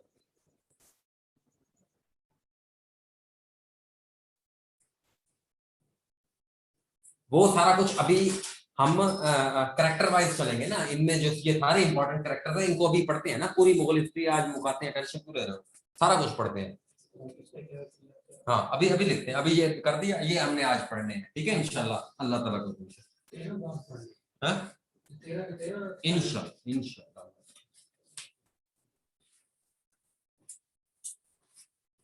अच्छा जी, जहीरुद्दीन बाबर। जहीरुद्दीन बाबर के बाद कौन आ गया जी? इसका बेटा नासिरुद्दीन हुमायूं।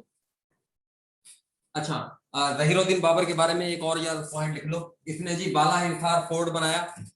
बाबर, बाबर का यार कौन है? बाला। बाबर का यार कौन है? बाला। बाबर का यार बाला।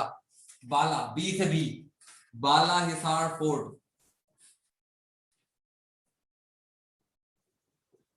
केपीके, पिशावर। ठीक है जी, बाला हिसार फोर्ट बनाया जी इसने, बाबर ने। ठीक है जी। उसके बाद जी आपका कौन हो गया जी? ये आप लिख लोगे। उसके बाद आ गया जी हुमायूं, नासिरुद्दीन हुमायूं, 1530 से लेकर 1540 तक। अब जैसा कि मैंने आप लोगों को बताया कि इसको बहुत सारी प्रॉब्लम थी। सबसे पहले तो एक्सेशन की प्रॉब्लम थी। तो इसका जो बड़ा भाई था कामरान, इसका जो छोटा भाई था कामरान, इससे जो छोटा, इसके नाम पर कामरान बरादरी, ओल्डेस्ट मॉन्यूमेंट इन लाहौर।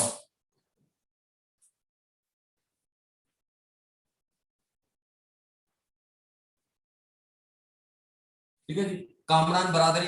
इस कामरान जो है ये इसका, ये चारों भाई जो है ना इसके खिलाफ थे। ठीक है जी।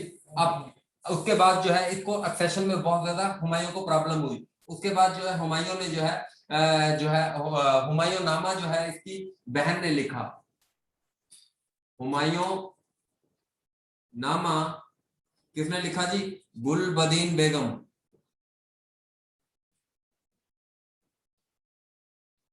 गुलबदीन बेगम, सिस्टर ऑफ हुमायूं ने लिखा। अब उसके बाद क्या हुआ जी? इसने पहले दो जंगें लड़ी। ठीक है जी, नॉट इंपॉर्टेंट 1531 और 1532 में अपने जो है एरिया को कंसोलिडेट करने के लिए इसकी दो बैटल जो है सी और के, सी और के, कैल्वन क्लीन, एक ब्रांड का नाम भी है कैल्वन क्लीन, सी के। ठीक है जी, सी और के, ठीक है जी। सी से बन गया जी बैटल ऑफ चूजा, चौसा, बैटल ऑफ चौसा। चौसा आम जो है ये जो है ना एक रीजन है इंडिया का, दिल्ली के थोड़ा सा ईस्टर्न साइड पर, वहां पर चौसा जो है सबसे बेहतरीन उगता है, तो इसी के नाम पर बैटल ऑफ चौसा। और उसके बाद बैटल ऑफ कानूज, बैटल ऑफ कानूज, ठीक है जी। और ये कब लड़ेगी 1539 में, और ये कब लड़ेगी 1540 में। और किसके खिलाफ जी? वसा शेरशाह सूरी, दोनों। हाँ जी।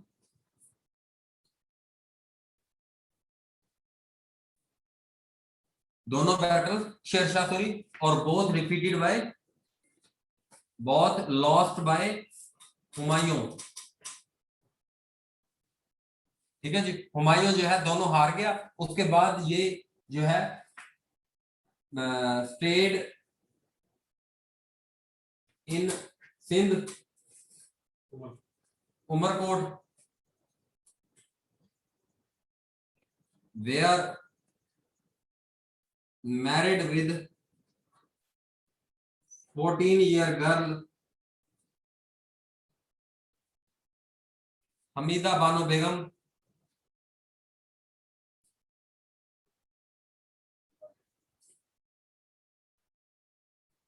whom gave birth to Akbar on 15 October 1542, ठीक है जी। जिसने ये असल में अब जी दोनों बैटल शेरशाह सूरी से हार गया।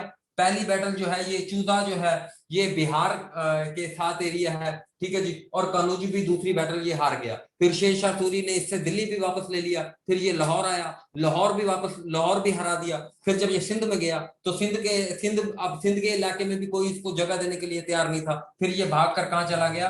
फिर एस्केप्ड टू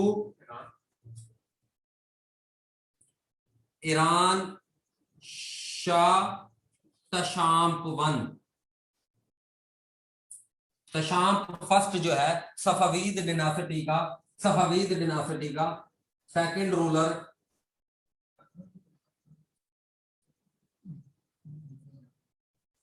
अच्छा जी, अब मैं इसको आसान भाषा में आपको एलैबोरेट कर देता हूं।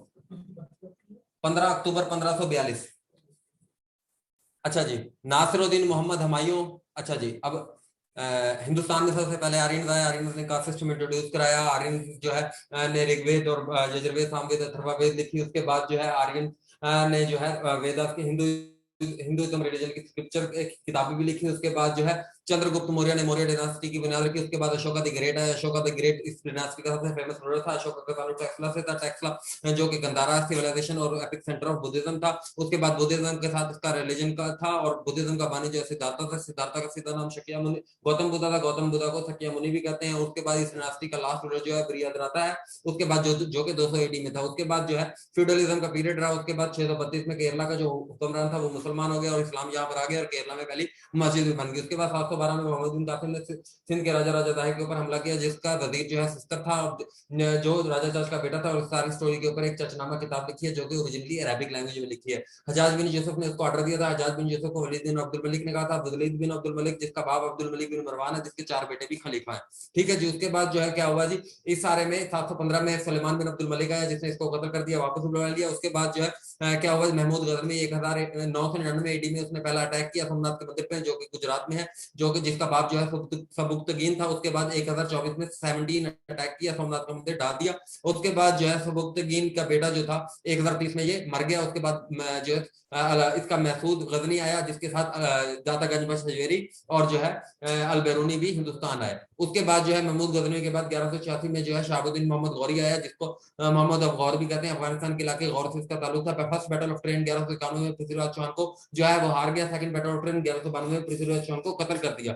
उसके बाद जो है क्या हुआ जी, उसके बाद जो है जी जाते हुए झेलम के रास्ते जा रहा था, तो खोकर कम्युनिटी के एक लड़के ने 1206 में इसको कत्ल कर दिया। जाते हुए ये अपनी सल्तनत जो है अपने गुलाम कुतुबुद्दीन ऐबक को दे गया। और कुतुबुद्दीन ऐबक को जब सल्तनत मिली तो उसने कहा गुलाब खिले तो सांस लेना, जी से बन गई गुलाम, गुलाम डिनास्टी 1206 से 1290। उसके बाद खिलजी, खिलजी के से बन गई खिलजी, खिलजी 1290 से 1320। उसके बाद जो है गुलाब खिले तो टी से बन गई तुगलक, तुगलक 1320 से लेकर 1414। ऐसे ले बन गई सैयद, सैयद बनी 1414 से लेकर 1451 तक। और उसके बाद अल से लोधी, लोधी डिनास्टी बनी 1451 से लेकर 1526 तक। और इस डिनास्टी में कुतुबुद्दीन ऐबक जो है, कुतुबुद्दीन ऐबक जो है वो कुतुब मीनार बनाया। कुतुब मीनार जो है उसने ख्वाजा बख्तियार काकी के लिए बनाया और दिल्ली के अंदर बनाया। और जो है खुद जो है पोलो खेलते हुए, जिसको चौगान जिसका नाम था, वो ये 1210 में मर गया। उसके बाद इसका बेटा आराम शाह आया और शमसुद्दीन अल्तमश ने उसको कत्ल करके 1211 में दिल्ली सल्तनत के ऊपर अपना कब्जा कर लिया। और जो कुतुबुद्दीन ऐबक के दौर में जो हेडक्वार्टर था वो लाहौर था, इसने जो है हेडक्वार्टर चेंज करके दिल्ली कर दिया और दिल्ली सल्तनत की बुनियाद रखी 1211 से 1236 तक, longest ruler of slave dynasty. उसके बाद शमसुद्दीन अल्तमश ने सिल्वर टांका और कॉपर कॉइन को भी इंट्रोड्यूस किए, ये जो बाद में कॉइन रुपए की वजह बने। और ये शमसुद्दीन अल्तमश जो है ख्वाजा निजामुद्दीन औलिया का अतालिक है और अमीर खुसरो का अतालिक नहीं है। और इसके दौर में जो है चंगेज खान के फौजा ने भी हिंदुस्तान पर हमले किए, लेकिन इसने अपने आप को उससे आइसोलेट रखा। उसके बाद जो है शमसुद्दीन अल्तमश के बाद पहली हुक्मरान वुमेन हुक्मरान जो है इंडिया की आई, रजिया सुल्ताना। रजिया सुल्ताना 1236 से लेकर 1240 तक रही। उसके बाद जो है ये पीरियड जो है वो फिर फ्यूडलिज्म का और जो चालीसा क्रिएट हुआ था उसने जो है ओवरटेक कर लिया इस सारे सिस्टम को। और 1266 में फिर गियासुद्दीन बलबन जिले इलाही आ गया, उसने जो है iron and blood policy introduce कराई और उसने जो है दीवाने जो है दीवाने जो फौजदारी का दीवान है मिलिट्री का, उसने वो इस्टेब्लिश किया। और उसके बाद जो है 1287 में ये जो है मर गया। उसके बाद जो है जलालुद्दीन खिलजी ने खिलजी डिनास्टी की 1290 में बुनियाद रखी। 1290 से लेकर 1320 तक ये डिनास्टी रही। और 1290 से लेकर 1296 तक जो है जलालुद्दीन खिलजी, और 1296 से लेकर 1316 तक अलाउद्दीन खिलजी। अलाउद्दीन खिलजी जिसने price control system large standing army के लिए इंट्रोड्यूस किया और जिसने साउथ में पहली बार अटैक किया और जिसने जो है मंगोलों को पहली बार हिंदुस्तान में शिकस्त दी और बैटल ऑफ अमरोहा 1306 में। उसके बाद जो है अलाउद्दीन खिलजी ने प्राइस कंट्रोल सिस्टम और लैंड रेवेन्यू सिस्टम भी इंट्रोड्यूस कराया। और उसके बाद जो है ये डिनासिटी भी खत्म होगी 1320 में। और 1320 में आ गया तुगलक, जिसकी बुनियाद गियासुद्दीन तुगलक जो कि दीपालपुर का गवर्नर था उसने रखी। उसके बाद इसका जो फेमस रूलर है 1325 से लेकर 1351 तक जो है मोहम्मद बिन तुगलक, जिसे mixture of opposite night king भी कहते हैं, इसने चाइना के साथ पहली बार ताल्लुकात एस्टैब्लिश किए। उसके बाद जो है चाइना के साथ ताल्लुकात एस्टैब्लिश करने के बाद जो है इसने जो है ना वो इसके दौर में famous traveller Ibn Battuta from Morocco जो है वो इंडिया भी आया। और इसने जो है 1351 के बाद इसके फिरोज शाह तुगलक इसका कजन आ गया, जिसने जो है दीवाने बंदगान बनाया था और इसने इरिगेशन सिस्टम भी बनाया था। फिरोज शाह तुगलक के बाद जो है आपका आ गया फिरोज शाह तुगलक नासिरुद्दीन तुगलक। नासिरुद्दीन तुगलक 1398 में इसके दौर में अमीर तैमूर ने हिंदुस्तान पर हमला किया और जाते हुए हुकूमत इसको देके चला गया। 1414 में ये डिनासिटी खत्म होगी। 1414 में खिजर खान ने ये डिनासिटी की बुनियाद रखी, जिसका इनफेमस रूलर जो है मुबारक शाह है। और मुबारक शाह जो है लॉन्गेस्ट रूलर भी है। उसके बाद 1451 में ये डिनासिटी खत्म हुई। 1451 में बेलोल लोदी ने लोदी डिनासिटी की बुनियाद रखी, जो कि एक अफगान डिनासिटी है। 1451 से 1481 तक जो है ये बेलोल लोदी, फिर उसके बाद जो है सिकंदर लोदी। उसके बाद इसका लास्ट रूलर जो है वो कौन आया जी?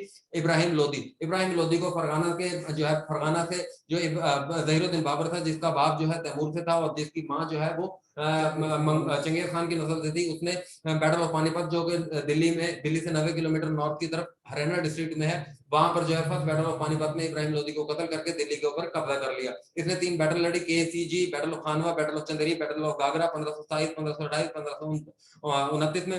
बैटल ऑफ खानवा राणा सांगा के खिलाफ, battle of Chanderi Medini Rai of Malwa के साथ, बैटल ऑफ गागरा जो है मोहम्मद लोदी के साथ जो कि इब्राहिम लोदी का भाई था।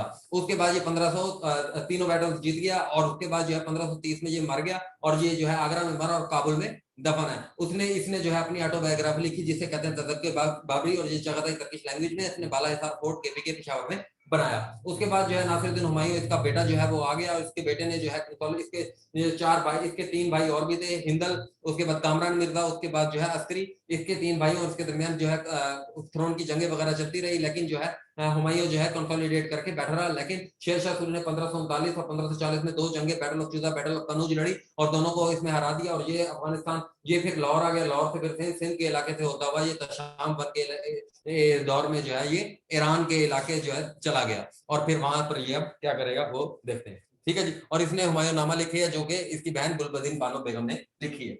चलो बस इतनी सी बात है। कितनी देर लगी है? 2 मिनट भी नहीं लगे हैं।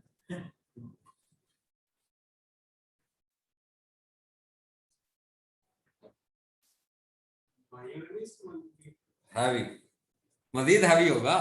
तो मैं पूरी इंडो पाक इसी तरह से सुनाऊंगा, टेंशन ही लेनी है।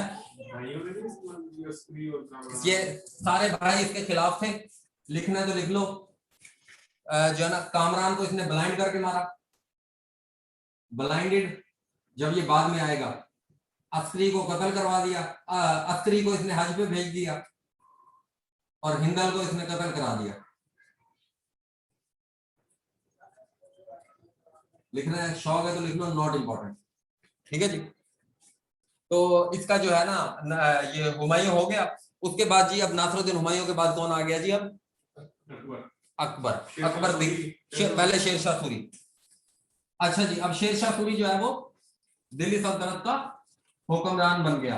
ये इसने सूर डिनासिटी, अफगानिस्तान की सूर डिनासिटी की बुनियाद रख दी। ये एक अफगान डिनासिटी कायम हो गई जी, शेरशाह सूरी।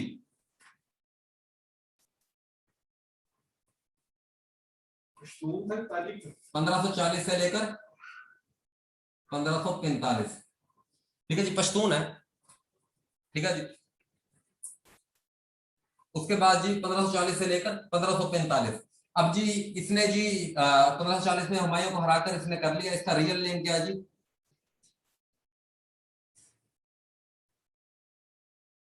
रियल नेम शायद, रियल नेम बोला हुआ था। फरीद खान। फरीद।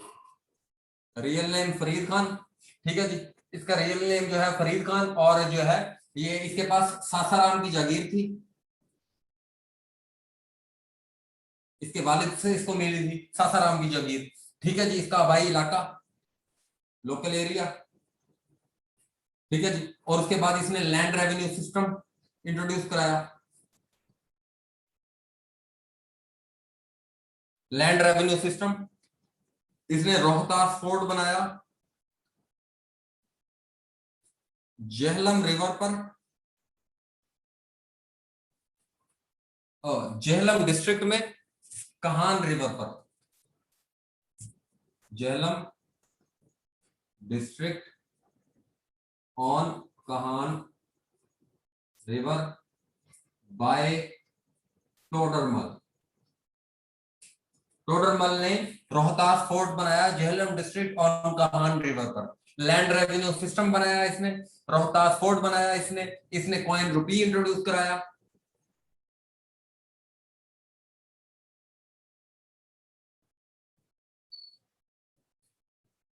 ठीक है जी। ठीक है जी। इसे फोर रनर ऑफ अकबर भी कहते हैं।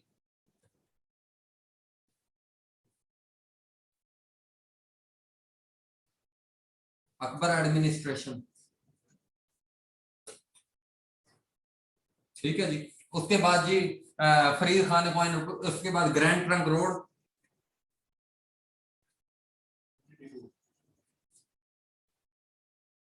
चार। ठीक है जी। नंबर 1 पे चिटागोंग टू लाहौर, लाहौर टू मुल्तान। ठीक है जी। लाहौर से मुल्तान वाला भी इसी ने बनवाया था। ठीक है जी। चिटागोंग, और ये आजकल जो है ना कहां पर है जी? लिख लो, चिटागोंग से काबुल।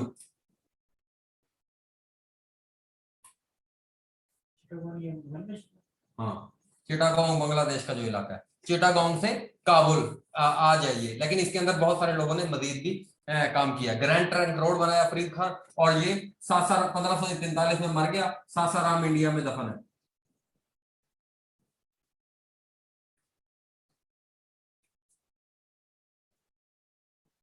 और इसका मौजिलम भी इसने खुद बनवाया। सासाराम का जगह का नाम है इंडिया में। ठीक है जी। सासाराम इंडिया में ये दफन है, और इसने मौजिलम भी अपना खुद बनवाया। उसके बाद जो है इसका बेटा आ गया इस्लाम सूरी। ठीक है जी। 1545 से लेकर 1553 तक। उसके बाद सिकंदर शाह सूरी।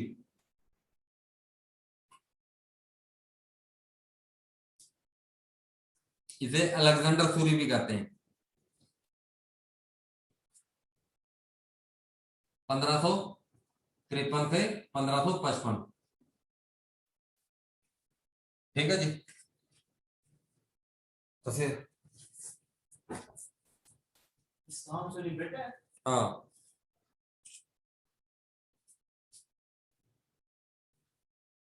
ये काट के दिया करो।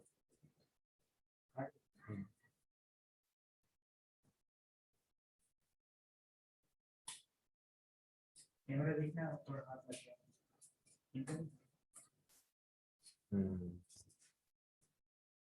सिकंदर शाह सूरी इस्लाम स्पीकर ना सामने सूरी का भाई है। अब बेटा है भाई। हाँ शहनशाह सूरी का बेटा इस्लाम सूरी है ना, बड़ा प्रधान के कमांडर कहते हैं सिकंदर।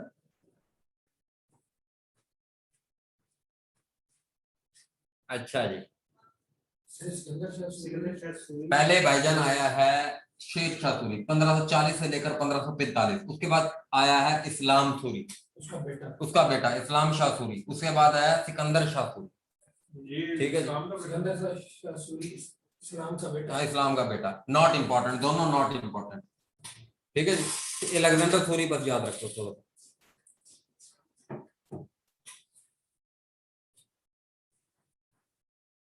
अच्छा अब उसके बाद जी अब क्या हुआ जी, वो तशाम वन के पास चला गया था।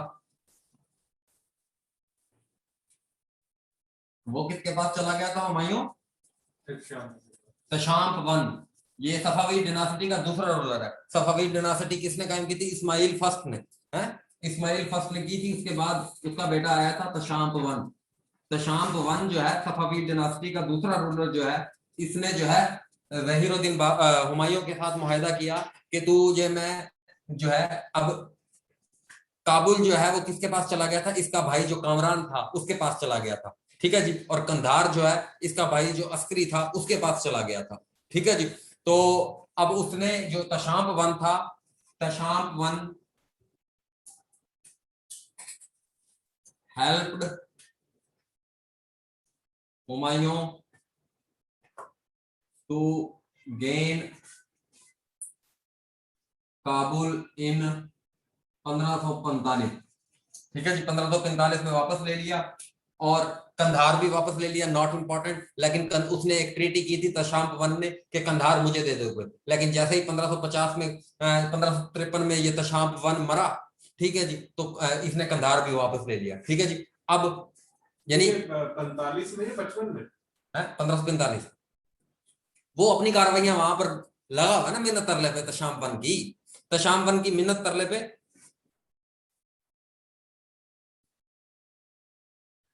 तशाम वन की मिन्नत तरले पर वो तो लगा हुआ है। हाँ तशाम वन की मिन्नत तरले पर वो तो लगा हुआ है कि ना भाई मुझे जो है ना मेरी हेल्प करो। उसने हेल्प की। उसने कहा तू काबुल अनेक्स करेगा तू कर ले, लेकिन कंधार जब अनेक्स करेगा ये मुझे दे दियो। उसने कहा ठीक है जी। अब उसके पास तो कोई रिसोर्सेज वगैरह थे नहीं, तो उसने किया। क्योंकि हिंदुस्तान में जो भी हमला होना है कहां से होना है? या काबुल से या कंधार से। तो इसलिए ये एरिया बहुत ज्यादा इंपॉर्टेंट है और इसके ऊपर जिसका कंट्रोल है।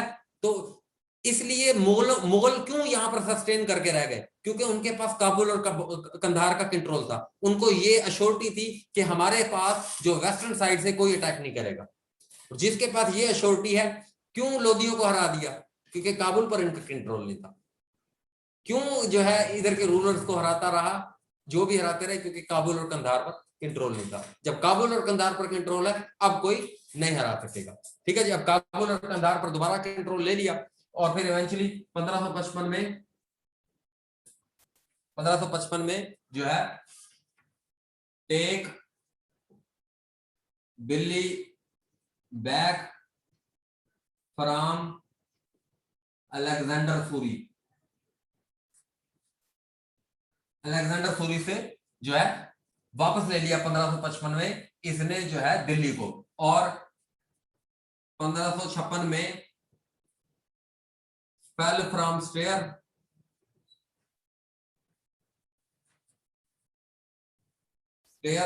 सीढ़ियों से गिरा एंड डाइड। कहते हैं हफीम का नशा किया हुआ था उस टाइम भी इसने। ठीक है जी। इसका पांव स्लिप हुआ और ये लाइब्रेरी थी। हाँ लाइब्रेरी का नाम था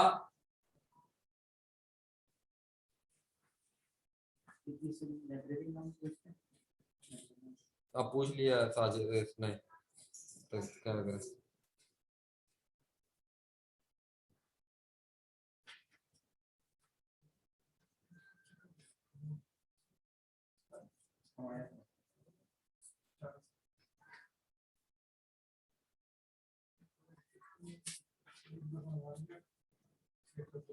दो पीरियड है ना, दो पीरियड 15 से 40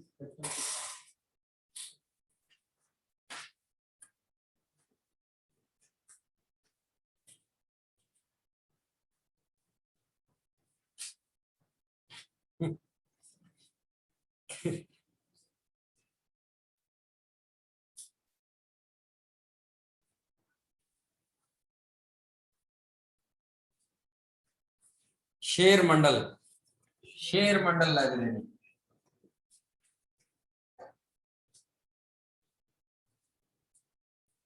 दिल्ली। शेर मंडल लाइब्रेरी दिल्ली से ये गिरा और ये मर गया। और इसका जो बेटा था अकबर, जो 15 अक्टूबर 1542 को पैदा हुआ था, 13 ईयर एज में थ्रोन्ड, तख्त पर बैठ गया। ठीक है जी। और इसका जो मिनिस्टर था वो कौन था जी? बैराम खान। ठीक है जी, बैराम खान का मिनिस्टर था। और सेकंड बैटल ऑफ पानीपत लड़ी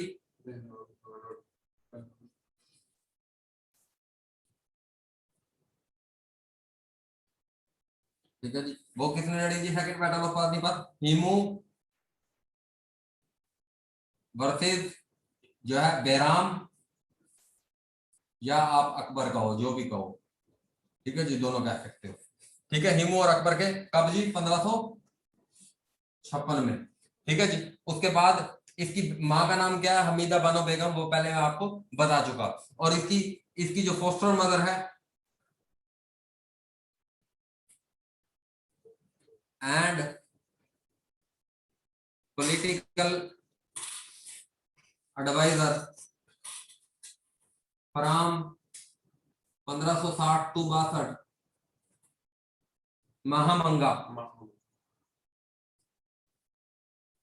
महामंगा इसकी पॉलिटिकल एडवाइजर ही रही। उसके बाद जो है क्या हुआ जी? 1556 में हिमू और बैराम खान के दरमियान ये सेकंड बैटल ऑफ पानीपत हुई। और उसके बाद जो है 1576 में battle of Haldighat, battle of Haldighat जो है राणा प्रताप से, राणा प्रताप ऑफ मेवाड़, मेवाड़ के राजा राणा प्रताप के साथ इसकी जो है बैटल ऑफ हल्दीघाट हुई। उसके बाद इसने सीज ऑफ चित्तौड़ भी किया। सीज कहते हैं घेराव को। ठीक है जी, सीज ऑफ चित्तौड़ भी किया। ठीक है जी। अकबर ने जो है क्या किया जी? अकबर ने आगरा फोर्ट कंस्ट्रक्शन स्टार्टेड। ठीक है जी। उसके बाद लाहौर फोर्ट जिसे शाही किला भी कहते हैं, ठीक है जी, अकबर ने बनवाया। ठीक है जी। उसके बाद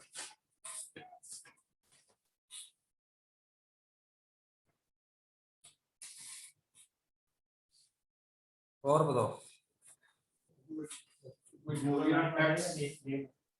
टैक्स वगैरह जो खत्म किए थे इसमें, हाँ, अबॉलिश जिजिया टैक्स, अबॉलिश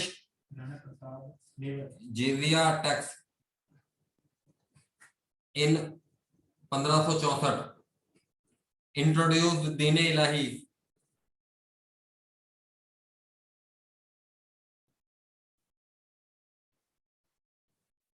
(1582). ठीक है जी। उसके बाद जो है दीन इलाही की मुखालफत सबसे पहले किसने की? दीन इलाही फर्स्ट अपोज्ड बाय बाकी बिल्ला, फाउंडर ऑफ नक्शबंद सिलसिला। नो मजार, इनका कोई मजार नहीं है। उसके बाद स्टूडेंट मुजद्दिद अली सानी,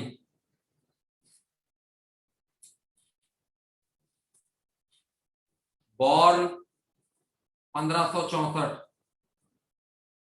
उसके बाद मुजद्दिद अली सानी, उसके बाद इन्हें क्या कहते हैं, सर अहमद हिंदी।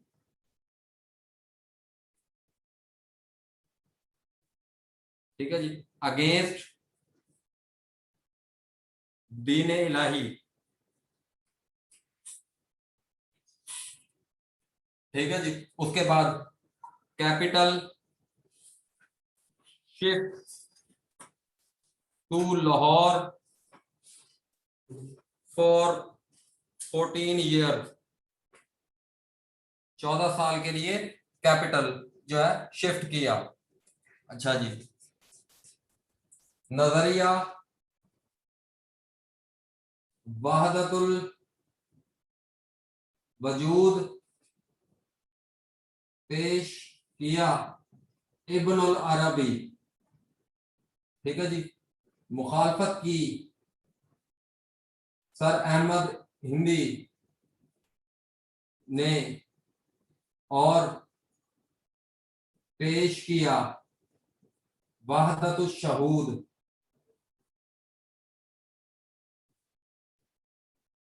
नजरिया। ठीक है जी। अब क्या हुआ जी, अकबर जो है, अब ये देखो जरा, हजम करो।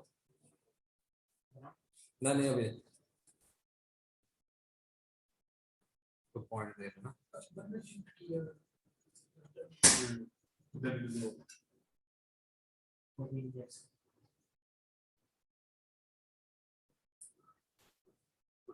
हाँ, दीन इलाही। अभी मैं बताता हूँ इसके बारे में, थोड़ा सा बता देता हूँ।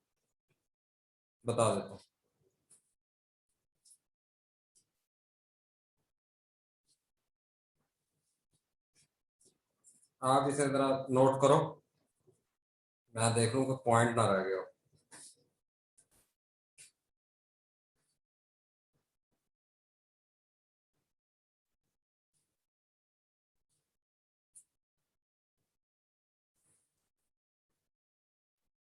सर एक और भी कैपिटल इसने चेंज किया था, क्या? लाहौर के अलावा 1 साल के लिए नीचे की तरफ। अच्छा, फतेहपुर सिकरी। हाँ, बिल्ट फतेहपुर सिकरी।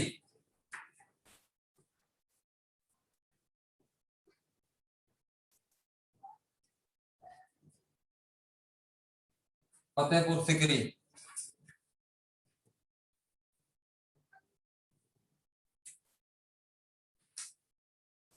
हाँ।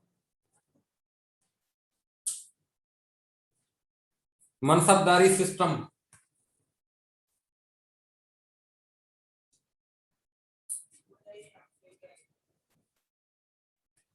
अच्छा चलो, मैं ये थोड़ा थोड़ा ना एक्सप्लेन कर देता हूँ, हल कर सकते कि ये क्या क्या चीजें हैं।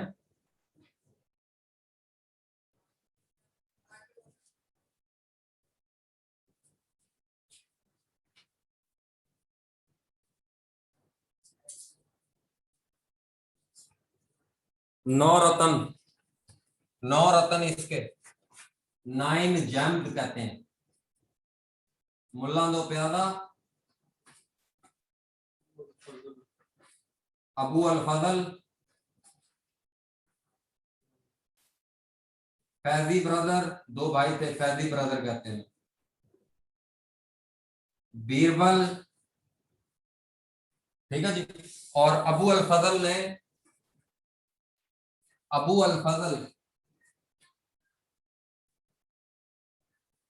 ने आईने अकबरी लिखी फारसी जबान में।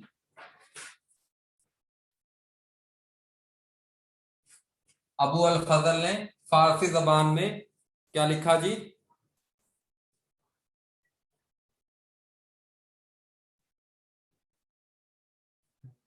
पहले तो उर्दू जुबान में जो इसमें हुआ था, हाँ, उर्दू जुबान इसमें यूज हुई थी या वर्ड उर्दू लिखा गया था इसमें?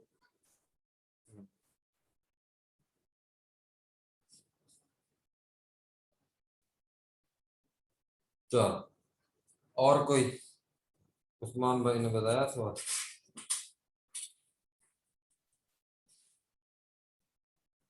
यार सारा तुम लोग ना टाइम बर्बाद करते हो, कुछ भी नहीं। अच्छा चलो मैं बताता हूँ यार, ये तो फिर कुछ भी ना हुआ, ये कल बताऊंगा यार, अभी आगे चलते हैं, ये तस्वीर बनाओ यार, फिर आप ही मुकाते हैं 12 बजे तक, ठीक है? ये बता दें या फिर कर दूं आगे से जल्दी? चलो आज ये बताते हैं।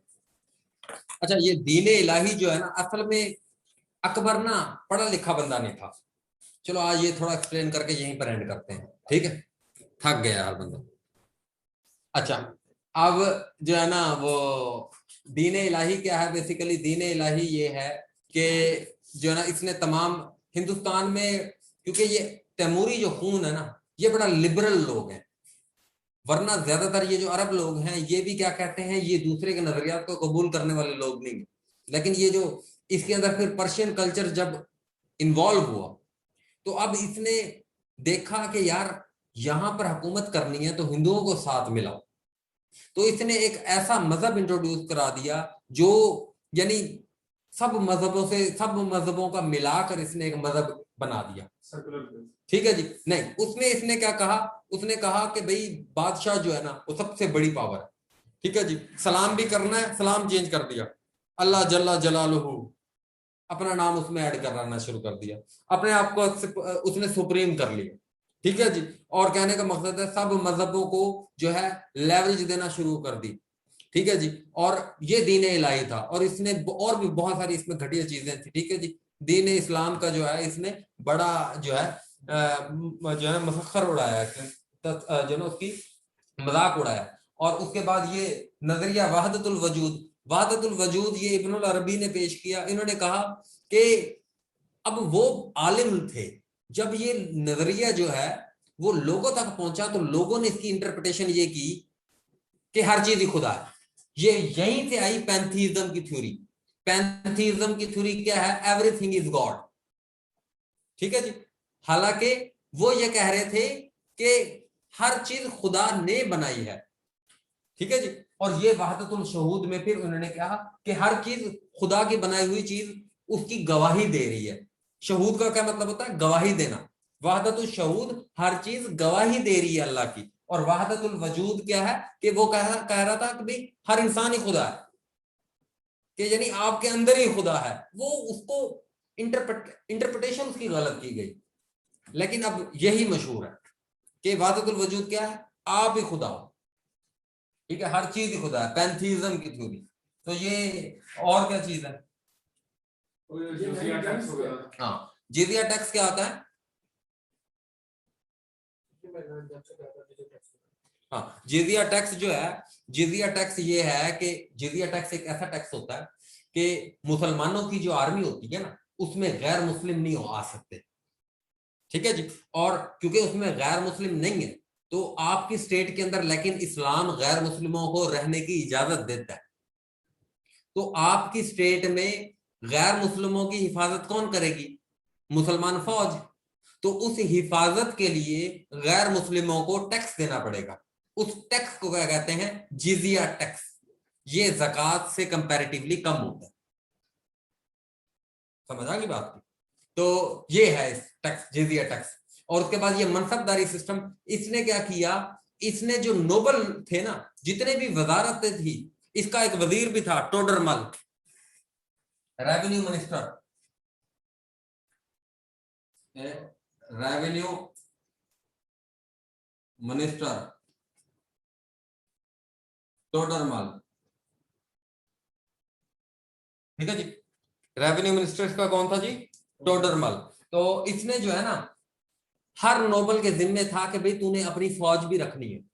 तो ये था कि मनसबदारी सिस्टम के फौज की इसने डिफरेंट इस तरीके से कैटेगराइजेशन की, ठीक है जी? This is called mansabdari system.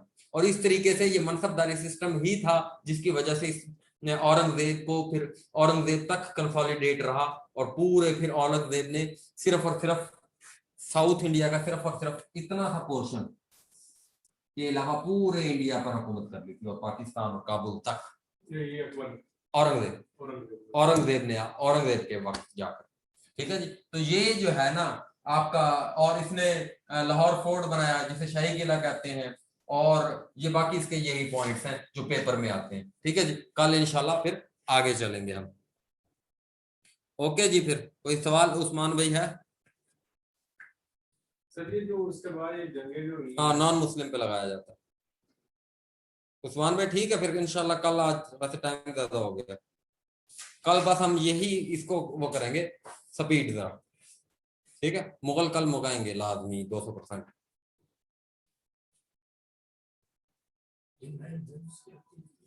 नौ रतन, मतलब ये कमेटी थी जो मुख्तलिफ अमूर की बातें थी, एक वो टोटरमल जो हो गया उसने उलंपिक अदालत वाली हुई, जो अबुल फजल हो गया। मनसबदारी सिस्टम ये है कि यानी मनसब, हर किसी को मनसब दिया हुआ है। क्या मनसब दिया हुआ है कि यानी ये जो टोडरमल था ये रेवेन्यू मिनिस्टर था, लेकिन इसके जिम्मे ये भी था कि तूने 15,000 फौज भी तूने इकट्ठी करके रखनी है, उसको तूने मैनेज भी करना है, और जैसे ही मुझे जरूरत पड़ेगी कहीं पर हमला करने की तो तूने फौरन मुझे 15,000 फौज के साथ मेरे पास आ जाना। इसने डिफरेंट जो वजीर थे, जैसे वजीर खजाना है वो वजीर भी है, लेकिन साथ में उसके ऊपर ये कंपल्जन भी है कि तूने फौज भी इकट्ठी करनी है। तो सारे नोबल्स को इसने क्या जिम्मेदारी लगाई हुई थी? फौज की। और जैसे ही ये कोई सीज वगैरह करने लगता था, कोई हमला करने लगता था, सबको क्या कहता था? सारे भी फौजें लेकर आ जाओ, हमला करने जा रहे हैं। तो ये थी मनसबदारी सिस्टम। ये टोटरमल वही था जिसने रोहतास फोर्ट बनाई थी। हाँ पहले वो शेरशाह सूरी के साथ, फिर बाद में हाँ, बिल्कुल समझ आ गया जी। चित्तौड़ एक इलाका है, सीज कहते हैं मुहासरे को। तो एक जगह है, यानी कहने का मकसद है उस वक्त बहुत, हाँ, उसका मुहासरा किया हुआ है। एक जो ये सीज चित्तौड़ था, चित्तौड़ का एरिया ये बहुत ज्यादा जो है ना, इन्होंने फोर्टिफाई किया हुआ था इसको। इसके आगे जो है ना अंदर जाना मुश्किल था, तो क्योंकि इनके पास इतनी ज्यादा आर्टिलरी जो है ना वो नहीं थी उस वक्त तक, ठीक है जी। तो उसको तोड़ा नहीं जा सक रहा था इनसे, तो फिर इसका मुहासरा करके बाहर बैठ रहे, उनका पानी शानी बंद कर दिया, खाना शाना बंद कर दिया। इवेंचुअली वो खुद ही हार मानकर उन्होंने ट्रीटी कर ली, सीज ऑफ चित्तौड़, मुहासरा कर लिया। ठीक हो गया जी, ओके, अल्लाह हाफिज।